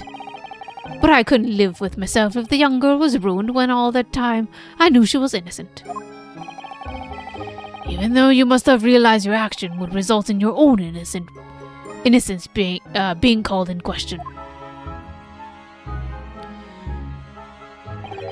Not at all, my lord, not at all. I knew in my own heart that I was innocent.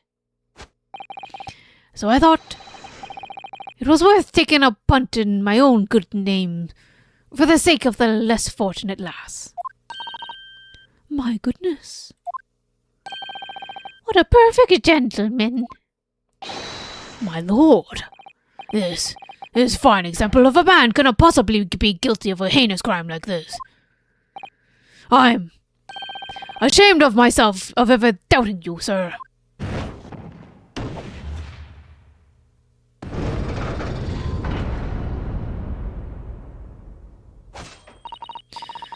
With calm, calculated reasoning, one arrives clearly at the truth every time.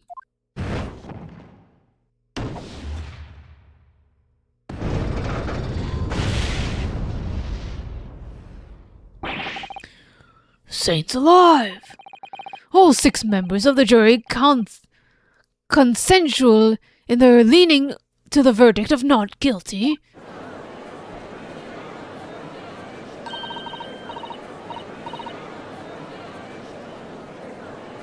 Mr. Naruhodo, this must mean... What's up, Luna? A haircut? Oh, I hope that was fun. Well, the jury love me, Luna. The jury love me. They've just all agree that my defendant is not guilty. I think Mr. Van Zieks will have something to say about that, though. What? It must mean what? That we're victorious. I have not seen the clip yet. I'll see it after stream, okay? I will see it after.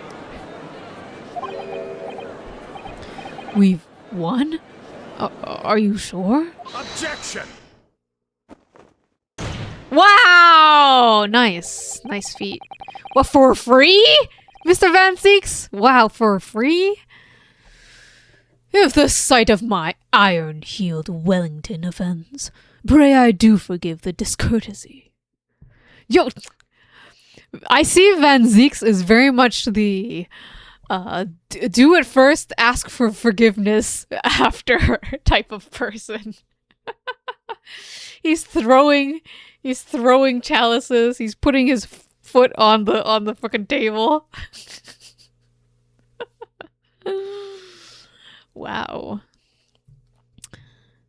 I'm glad you were here for this, Luna. You didn't miss this.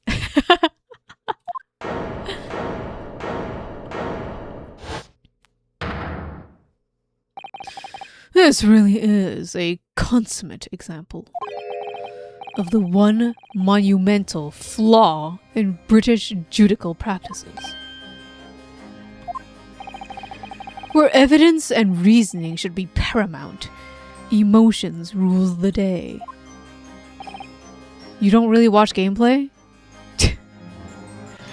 Well, don't worry. I'll take a picture of the feet for you. Just and then I'll tag you. No, I'm just kidding.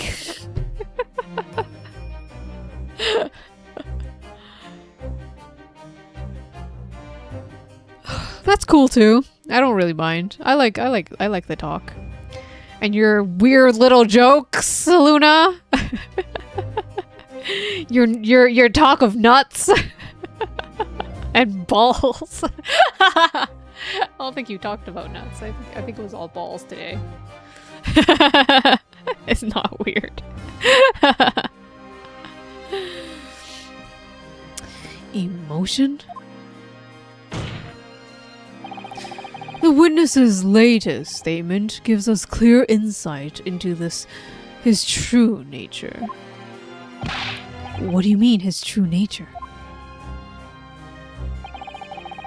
I don't, wait, did you? I think last time I asked if he was racist. Yes, you did, you did tell me that one.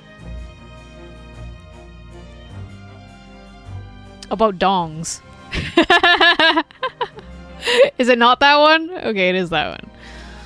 Do you really think the Scotland Yard would have made such a glaring omission? Yes, it was that one.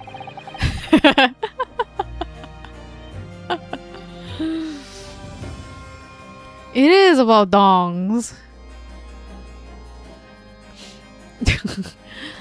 After the incident, the omnibus was comprehensively searched by the officers of the police.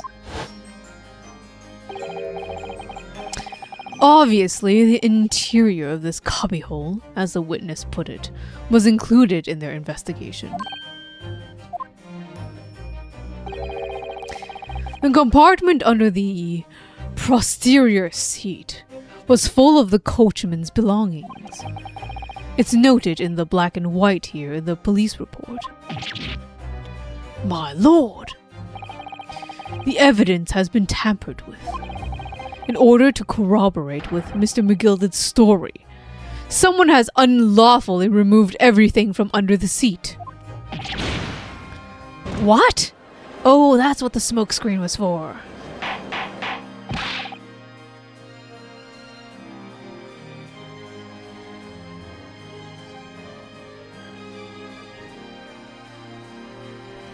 You would be a very suspicious entity, Luna.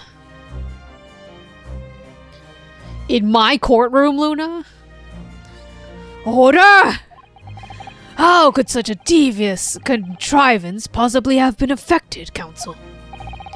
Naturally, we must acknowledge the deficiencies of the constabulary in allowing this to have happened.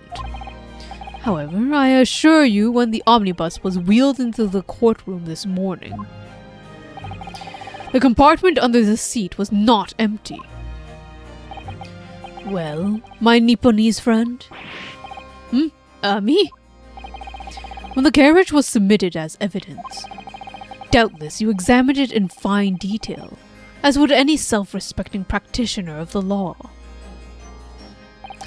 Pray, what did you find the condition of the underseat compartment to be? Oh, to be sure. The young gentleman will be clearing this up in a jiffy. So sorry. Go ahead. You tell the court now, fella. How this is all an elaborate excuse by the desperate Lord Van Zeeks? Oh, he knows he tampered with the evidence, huh?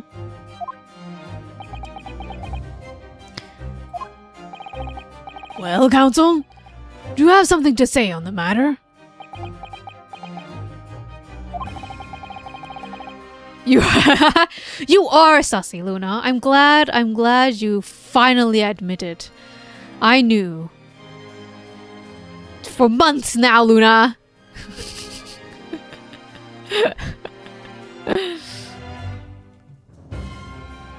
How am I supposed to answer? What can I say about the state of the little compartment under the seat in the omnibus? It wasn't empty.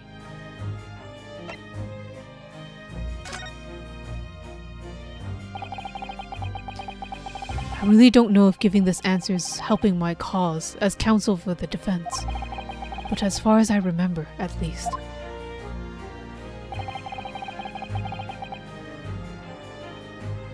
When I first examined the compartment,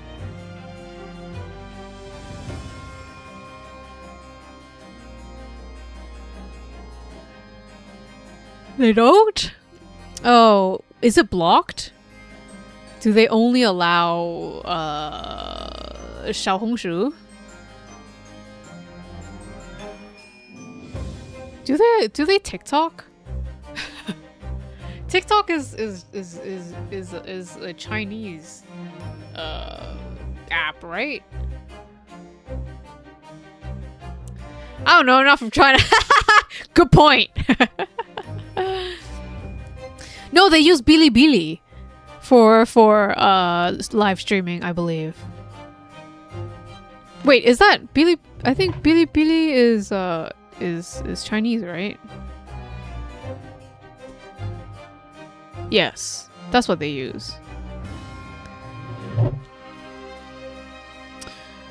When I first examined the compartment, I'm fairly certain that there were a number of articles inside it. Yes. Oh, are you sure, Counsel?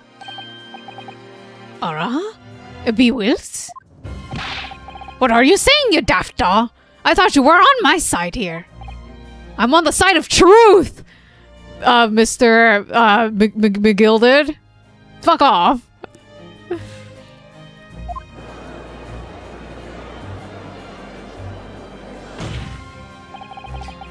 What game are you playing?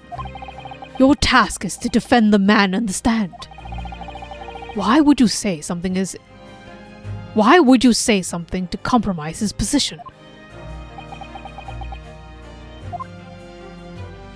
Because that's what I saw, okay?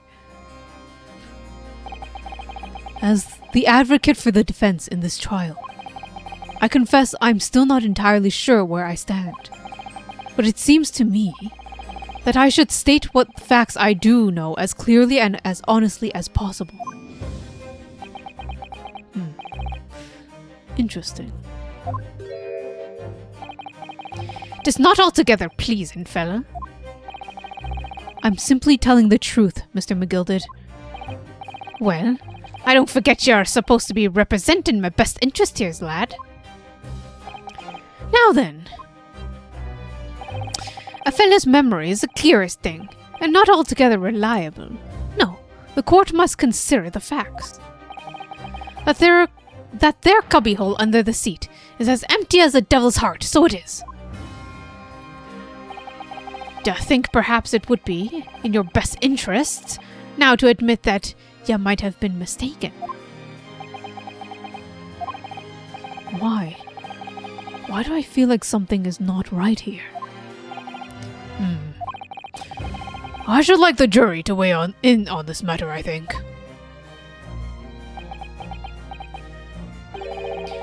A compartment is designed to house equipment used to maintain the smooth running of the carriage.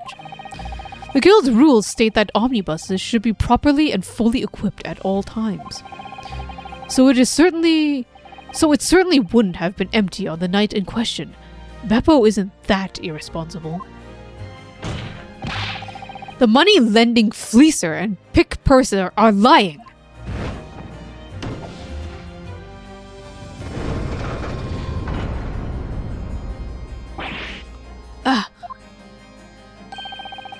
I can't believe I was nearly taken in. The stinking rich are always stinkers. Nothing but cowards, a lot of them. I am also very tired. I think I'm gonna end a little earlier than I intended. And I see Luna. That looks like a skill issue to me. Hard to type while traveling. I can type while I'm running, okay? Maybe. Probably not, actually. But it's a skill issue. What? Oh no. It's a trick. Of course it's a trick.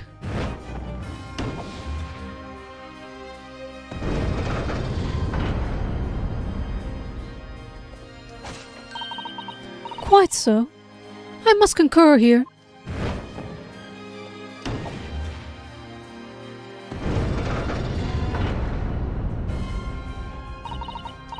With calm, calculated reasoning, one arrives clearly at the truth every time.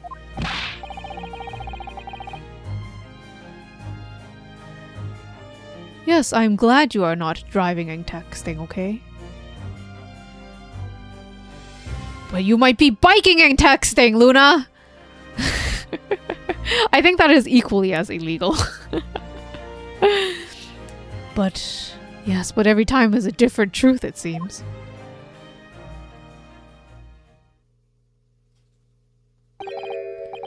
Do I have energy in you for a bad draw? If I stay silent the entire time, maybe. if I have time, if I do it right now. My lord, I humbly exhibit the scales of justice. Clearly, a verdict of not guilty at this time would be wholly inappropriate.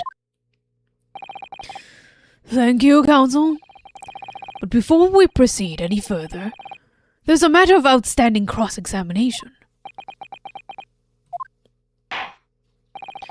Counsel for the defense, proceed with your questioning of the witness, please. Save it for next stream? Oh, you're so kind, Luna. What if I'm equally as tired at the next stream? What just happened? The whole balance of the trial just shifted, almost beyond recognition.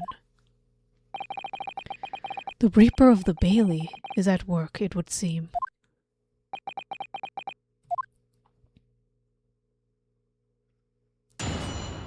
Alright. I think I'm going to leave cross-examination for next time.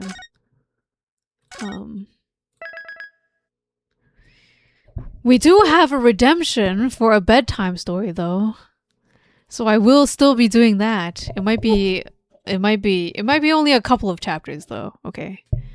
Because I am kind of falling asleep. Alright. Let me switch screens. Put up some soothing tunes. There has to be one stream where you're not as tired. It's not gonna happen. You're tired all the time. You're tired every day.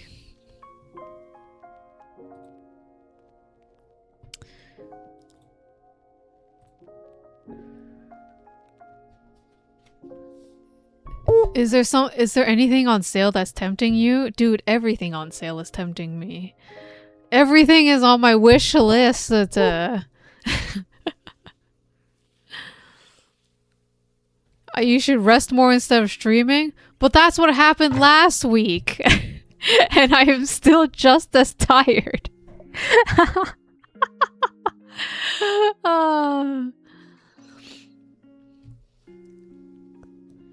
I could take a look at the sale. I don't know. Everything on my wish list. I mean, some of these are like nice, casual, quick games.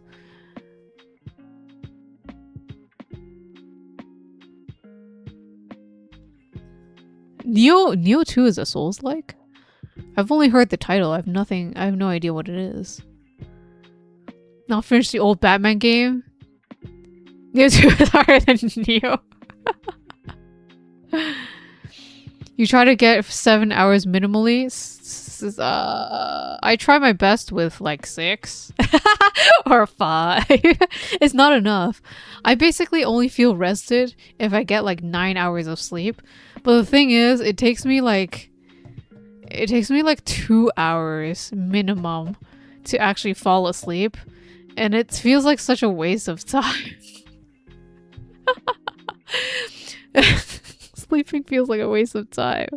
But then I'm always too tired to do anything. It's a vicious cycle of I'm too tired all the time. I shouldn't be like this. 90 hours! Ooh. That's a game that's well worth their price. Is it the blue light? It might be due to the blue light. Maybe. I should have better sleeping habits, maybe.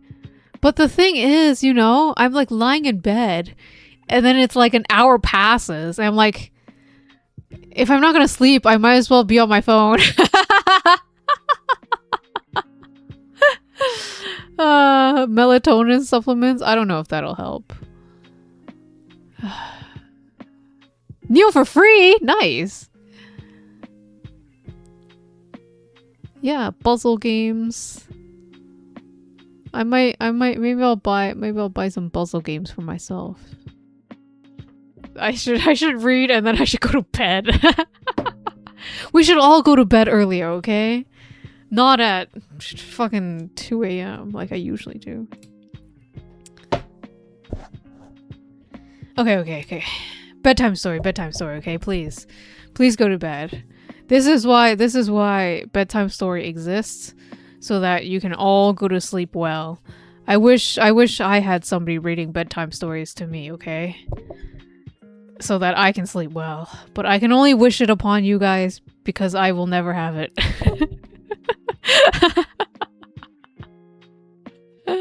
You guys can talk about Souls-like games, and I will read.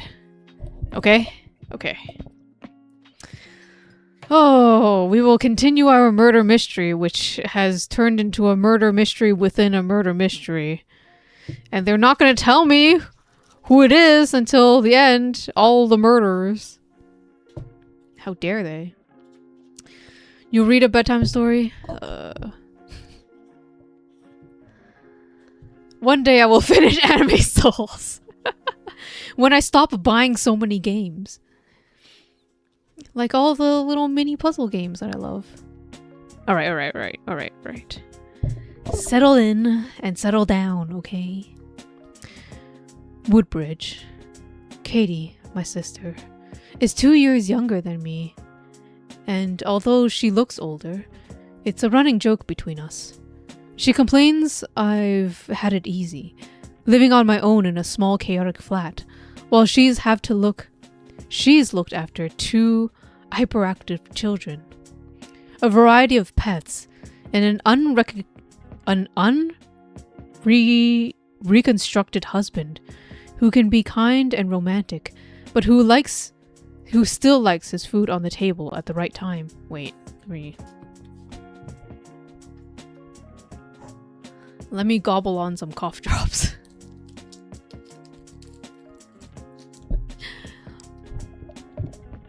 She got a lick.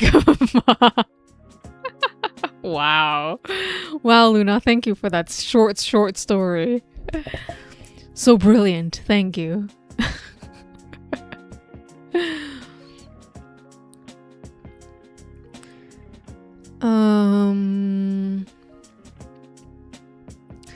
Who likes his food on the table at the right time? They have a large house and half an acre of garden, which Katie keeps like something out of a magazine. The house is 70s modern with sliding windows, gas effects, fires, and a giant TV in the living room. There are almost no books. I'm not making any judgments, it's just the sort of thing I can't help but notice.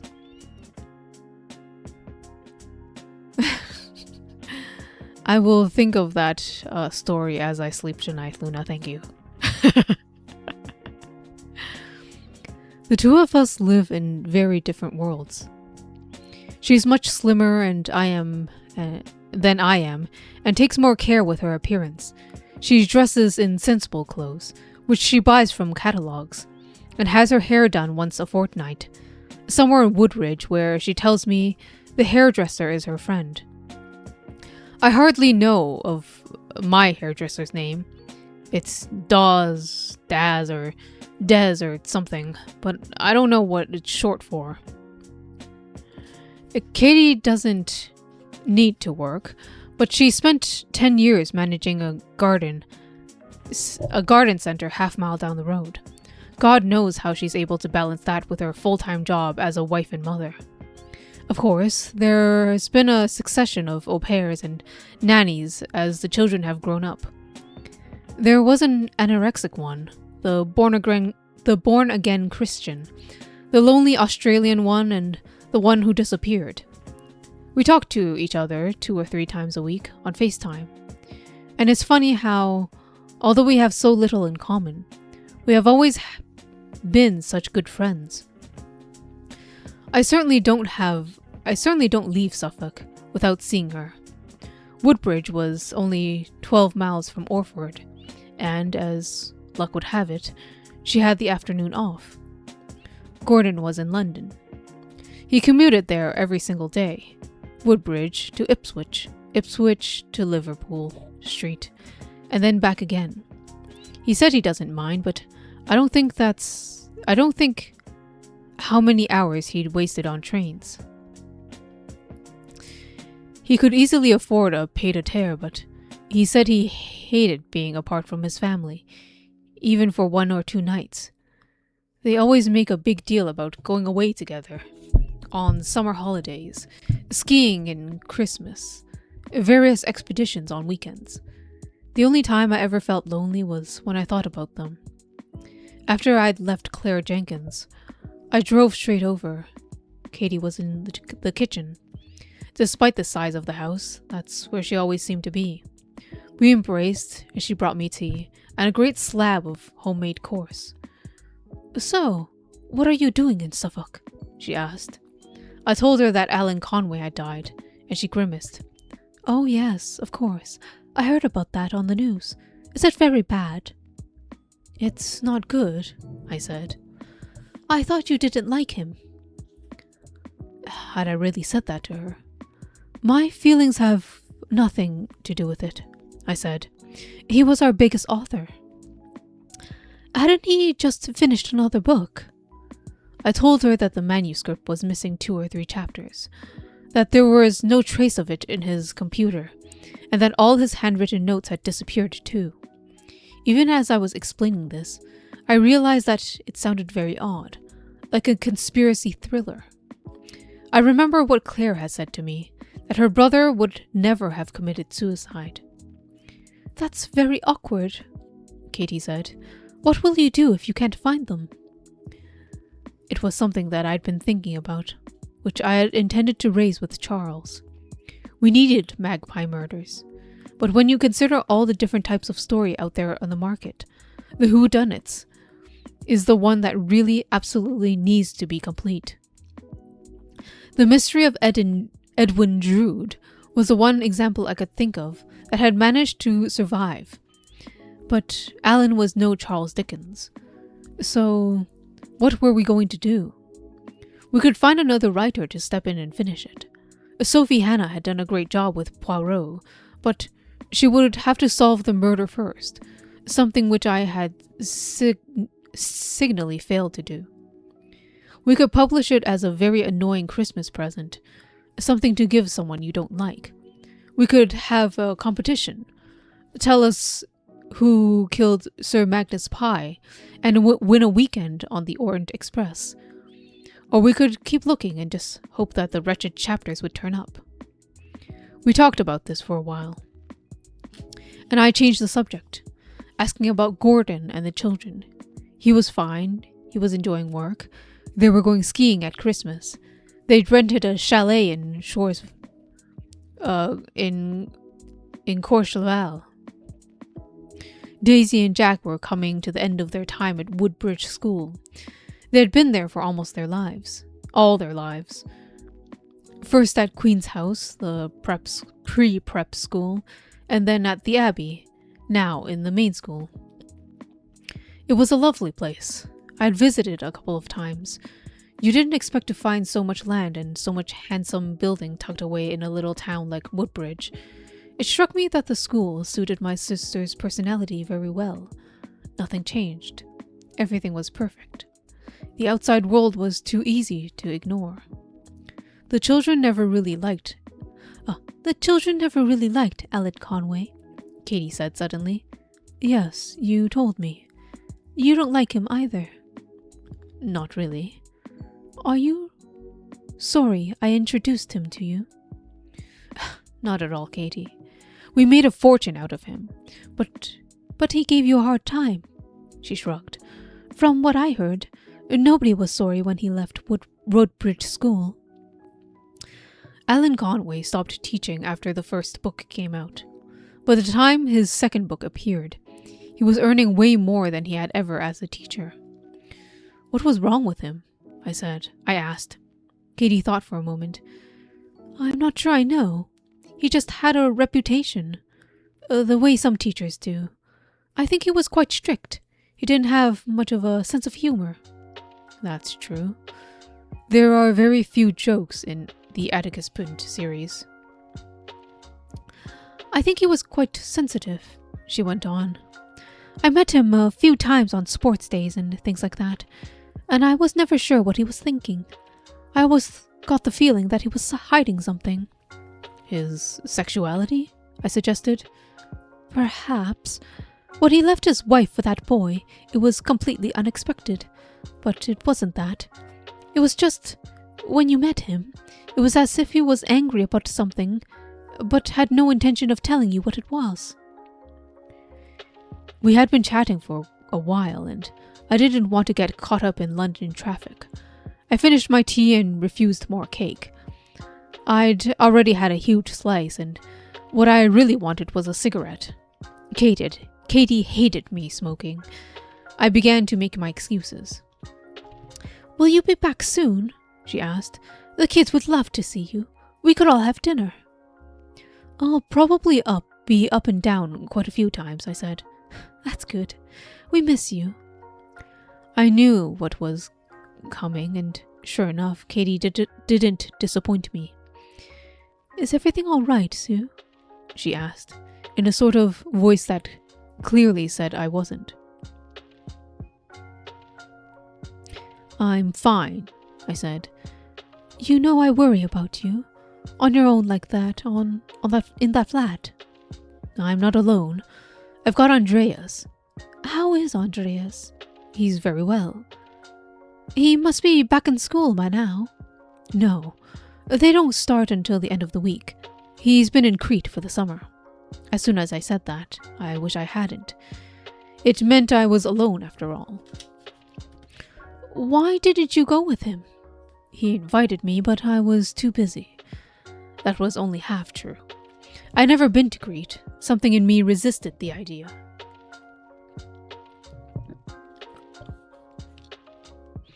Stepping into his world, putting myself under examination. "Is there any chance? I mean, are the two of you?" That's what it always came down to. Marriage, for Katie, with 27 years of it behind her, was the be-all and end-all. The only reason, really, to be alive. Marriage was her Woodbridge School, her grounds, the walls surrounding her. And as far as she was concerned, I was stuck outside, looking through the gates. "Oh, we never talk about it," I said breezily. "We like things the way they are. Anyways, I would never marry him. Because he's Greek." "Because he's too Greek. He'd drive me mad." Why did Katie always have to judge me by her standards? Why couldn't she see that I didn't need what she had, and I might be perfectly happy by the way things are? If I sound irritated, it's only because I worried she was right. Part of me was asking myself the very same thing. I would never have children. I had a man who had been away the whole summer, and who, during term time, only came over at weekends. If he wasn't tied up with football, school play rehearsals, or a Saturday trip to the Tate, I had devoted my whole life to books. To bookshops, to booksellers, to bookish people like Charles and Alan, and in doing so, I had ended up like a book, on the shelf. I was glad to be back into the MGB. There was no speed cameras between Woodbridge and the A12, and I kept my foot hard on the accelerator. When I reached the M25, I turned on the radio and listened to Mariella Fostrup. She was talking about books. By then, I felt okay.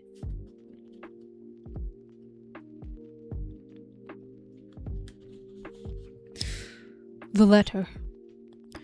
You'd have thought that after 20 years of editing murder mysteries, I'd have noticed when I found myself in the middle of one. Alan Conway had not committed suicide. He had gone up to the tower to have his breakfast, and someone had pushed him off. Wasn't it obvious? Two people who knew him well, his solicitor and his sister, had insisted that he was not the sort to kill himself. And his diary, which showed that he had been cheerfully buying theater tickets and arranging tennis games and lunches for the week following his demise, seemed to confirm it.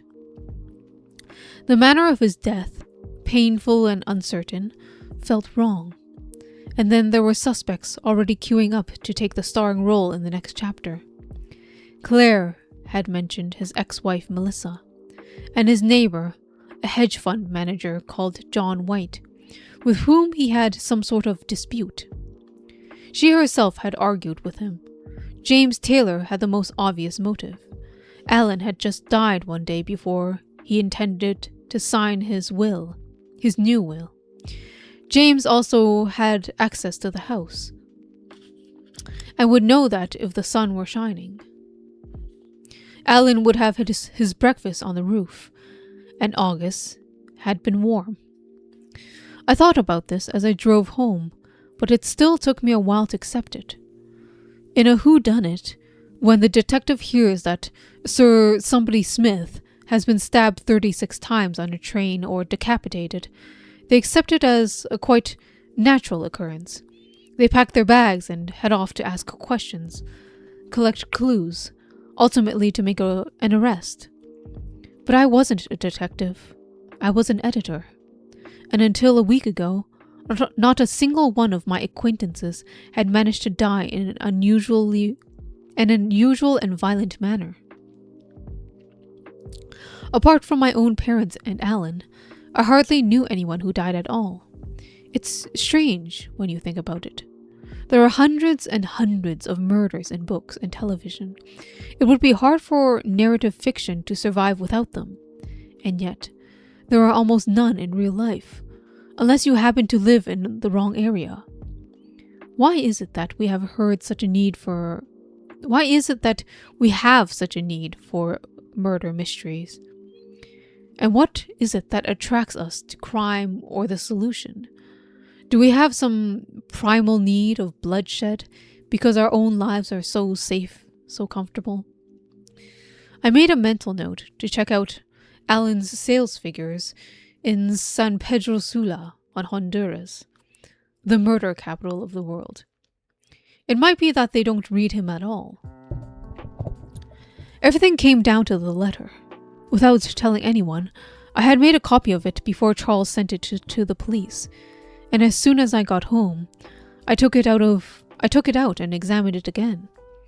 I remembered the strange anomaly, a handwritten letter in a typewritten envelope that I had seen in Charles's office. It was the exact reflection, an inverse of what Atticus Pund had discovered in Pye Hall. Sir Magnus had been sent a typewritten death letter in a handwritten envelope. What, in each instance, did it mean? And if you put the two of them together, was there some greater significance, a pattern I could not see? The letter had been sent the day after Alan had handed over the manuscript at the Ivy Club. I wished now that I had looked at the envelope more closely, to see if it had been sent from London or from Suffolk, although Charles had ripped off some of the postmark when he opened it. Either way, it was certain that Alan had composed it himself. It was his handwriting, and unless he had been forced to write it with a gun in his head, or at his head, it set out his intentions quite clearly, or did it? Back in my flat at Crout End, with a glass of wine in my hand and the third cigarette in one go, I wasn't so sure. The first page is an apology. Alan has behaved badly, but it's part of a general pattern of behavior. He's ill. He says that he has decided against treatment and this will kill him very soon anyway. There is nothing on this page about suicide. Quite the opposite. It's the cancer that's going to kill him because he's not going to have chemotherapy. And looking again at the bottom of the page, all that stuff about London literary functions, he's not writing about his life being over. He's writing about how it's going to continue. Page 2 does relate to his death, particularly in the paragraph about James Taylor and the will, but again, it's non-specific. There are bound to be rows when I've gone. He could be talking about any time, 6 weeks from now, 6 months, a year. It's only on page 3 that he cuts to the chase. By the time that you read this, it will all be finished. When I first read that letter, so soon after hearing what happened, I automatically assumed by it, Alan was referring to his life. His life would be over. He would have killed himself. Rereading it, though, it occurred to me that he could just have easily been talking about his writing career, which was the subject of the paragraph before. He had delivered the last book. There weren't going to be any more. And then we come to the decision I have made a few lines later. Is it really the decision to jump off his tower? Or is it simply the decision, which he has already planned, not to have chemotherapy, to kill himself in that sense only? By the end of the letter, he's writing about the people who will mourn him. But again, he has already established that he's going to die. Nor does he state outright that he's planning to take matters in his own hands. I said, prepare to take leave of this world. Isn't that a bit gentle for what he supposedly has in mind, jumping off a tower? That's what I thought. And although there was something else about the letter, which I missed completely, and which would prove that almost everything I've written here was wrong, by the end of the day, everything has changed. I knew that the letter was not what it seemed, that it was no more than a general valedictory to, and that someone must have read it and realized that it could be misinterpreted. Claire Jenkins is Ajit Khan will write. The most successful murder writer of his generation had himself been murdered.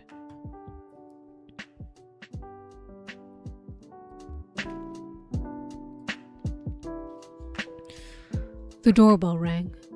Andreas had telephoned me an hour before, and there he was at my doorstep with a bunch of flowers and a bulging supermarket bag that would have contained Cretan olives and wonderful thyme honey, oil, wine, cheese, and mountain tea. It wasn't just that he was generous. He had a real love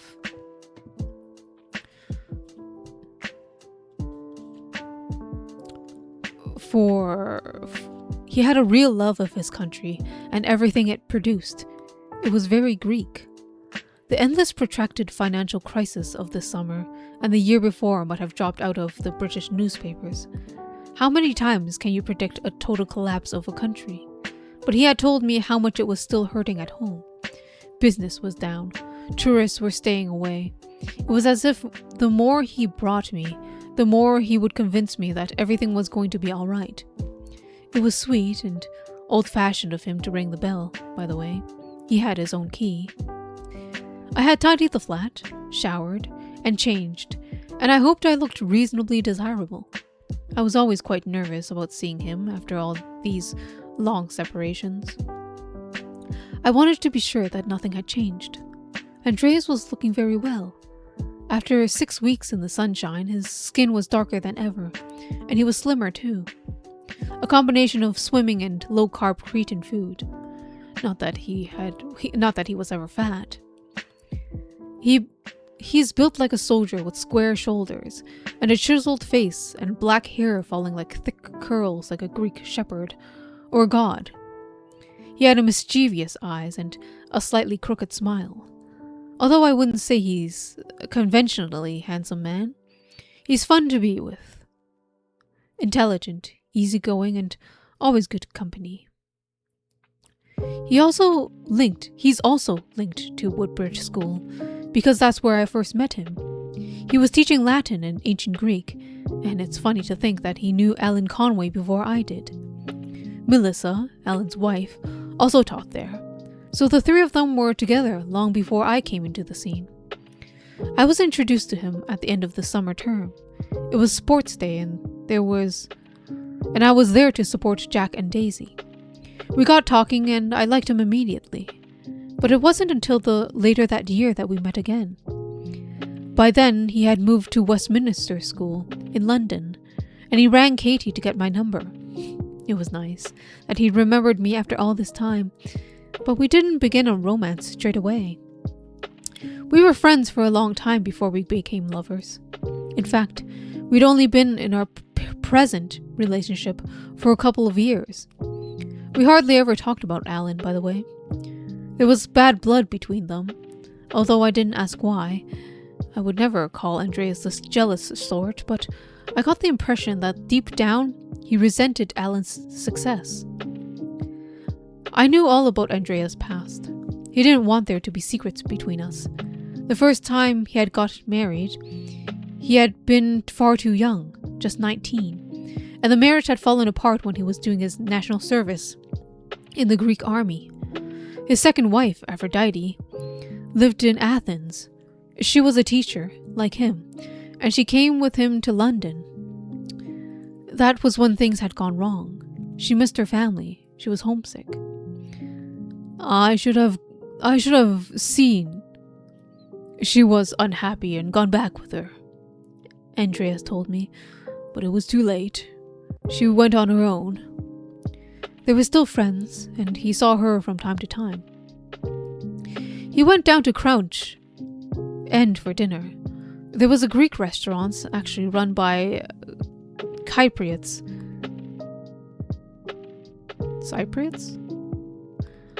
And although you would have thought it was the last food he would want after a summer at home, it was a tradition that he always went there.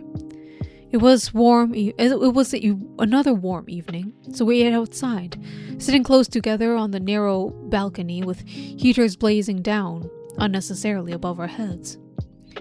We ordered terra masalata, dolmatis, locanico, souvlakia, all prepared in the tiniest of kitchens besides the front door, and shared a bottle of red wine.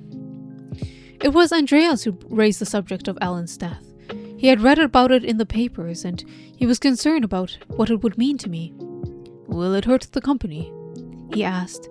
He spoke perfect English, by the way. His mother was English, and he had been brought up bilingual. I told him about the missing chapters, and after that, quite naturally, the rest of it came out too. I didn't see why I should keep anything back from him, and it actually felt good to have someone I could use as a sounding board. I described my visit to Framlingham and all the people I'd met there. I saw Katie, I added. She asked after you. Ah, Katie. Andreas had always liked her when he had known her as a parent at the school. How are the children, Jack and Daisy? They weren't there. And they're hardly children anymore. Jack will be going to university next year. I told him about the letter and how I'd come to a conclusion that perhaps Alan hadn't killed himself after all. He smiled. That's the trouble with you, Susan. You're always looking for the story. You read between the lines. Nothing's ever straightforward. You think I'm wrong? He took my hand. Now I've annoyed you. I don't mean to. It's one of those things I like about you, but don't you think the police would have noticed if someone had pushed him off the tower? The killer must have broken into the house. There would have been a struggle. They'd have left fingerprints. I'm not sure they looked. They didn't look because it's actually pretty obvious. He was ill. He dumped. I wondered how he could be so sure. You didn't like Alan very much, did you? I said. He thought for a moment. I didn't like him at all, if you want the truth. He got in the way. I waited for him to explain what he meant, but he shrugged it off. He wasn't someone who was easy to like. Why not? He laughed and went back to his food. You complained about him often enough. I had to work with him. So did I. Come on, Susan. I don't want to talk about him. It'll only spoil the evening. I think you should be careful, that's all. What do you mean by that? I asked. Because it's not your business. Maybe he committed suicide, maybe someone killed him. Either way, it's not something you get involved with. I'm only thinking of you. It could be dangerous. Seriously? Why not? You should always think before you dig around in someone's life. Maybe I say that because I was brought up on an island, in a small community. We always believed in keeping things in the family. What difference does it make to you how Alan died? I'd stay away. I still have to find the missing chapters, I interrupted. Maybe there are no missing chapters. Despite what you say, you can't be sure he ever wrote them. They weren't in his computer. They weren't on his desk. I didn't try to argue. I was a little disappointed that Andreas had shot down my theories so carelessly. It also seemed to me that there had been a slight awkwardness between us, a disconnection which had been there from the moment he had turned up at the flat. We've always been very companionable. We're comfortable with each other's silences, but that wasn't true tonight. There was something he wasn't telling me. I even wondered if he'd met somebody else.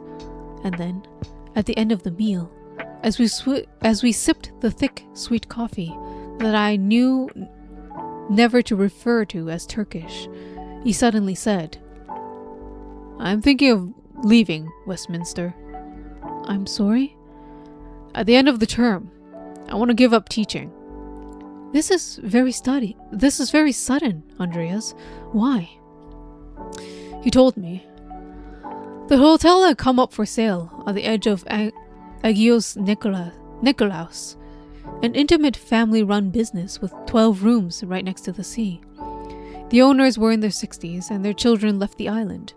Like so many young Greeks, they were in London, but Andreas had a cousin who worked there and looked on him almost as a son. They had offered him the opportunity to buy it, and the cousin had come to see him, to see if he could help with the finance. Andreas was tired of teaching. Every time he went back to Crete, he felt more at home, and he was beginning to ask himself why he ever left. He was 50 years old. This was a chance to change his life. But, Andreas, I protested, you don't know anything about running a hotel. Yannis has experience, and it's small. How difficult can it be? But you said tourists weren't going to Crete anymore. That was this year. Next year will be better. But won't you miss London? All of my sentences were beginning with but. Did I genuinely think it was a bad idea? Or was this the change that I had been fearing? The realization that I was about to lose him? It was exactly what my sister warned me about. I was going to end up on my own. I hoped you'd be more excited, he said. Why would I be more excited? I asked, miserably. Because I want you to come with me. Are you serious? He laughed a second time. Of course! Why do you think I'm telling you about this? The waiter had brought raki, and he poured 2 glasses, filling them to the brim. You'll love it, Susan. I promise you. Crete is a wonderful island, and it's about time you met my family and friends. They're always asking about you. Are you asking me to marry you? He raised his glass, the mischief back in his eyes. What would you say if I did? I probably wouldn't say anything. I'd be too shocked. I didn't mean to offend him, so I added, I'd say I'd think about it. That's all I'm asking you to do. I have a job, Andreas. I have a life. Crete is 3.5 hours away. It's not the other side of the world. And maybe after everything you've told me, soon you won't have a choice. That was certainly true. Without Magpie murders, without Alan, who could say how long we could go on? I don't know. It's a lovely idea, but you shouldn't have sprung it on me so suddenly. You're going to have to give me time to think. Of course. He picked up my raki and drank it in one gulp. I wanted to ask him what would happen if I decide to stay. What would that be? would he leave without me? Have a very good night, Luna. I hope you sleep well. Sleep your full 7 or more hours.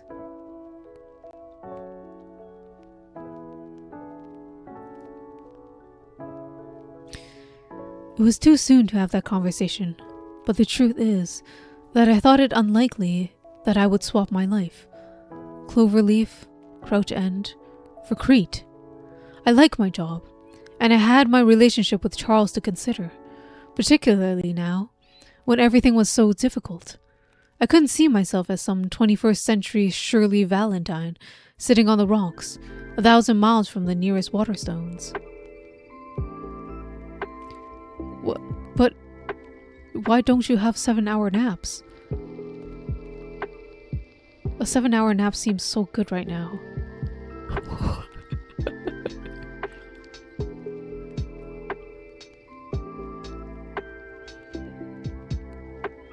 I'll think about it, I said.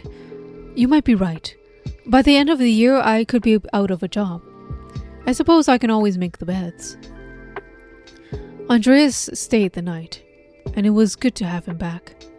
But as I lay there in the darkness with his arms around me, there was a whole lot of thoughts racing through my head, refusing to let me sleep. I saw myself getting out of the car at Abbey Grange, with the tower looming over me, examining the tire tracks, searching Alan's office.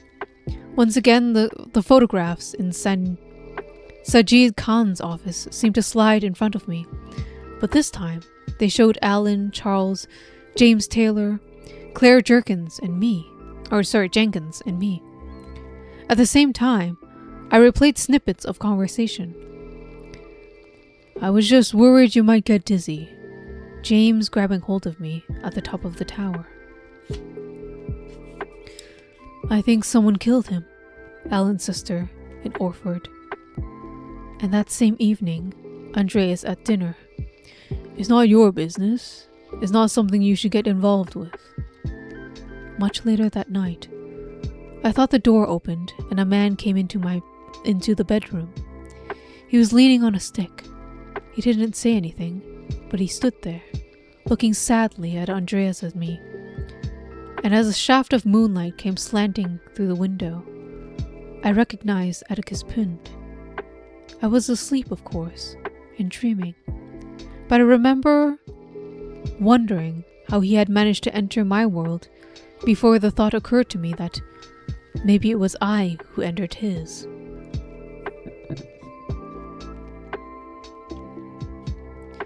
Alright, that is enough for tonight.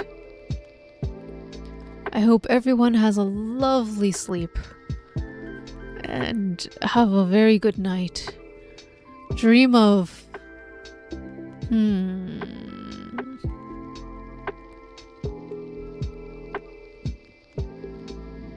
bus fares. I don't know. Just have sweet dreams, alright? Have a very good night.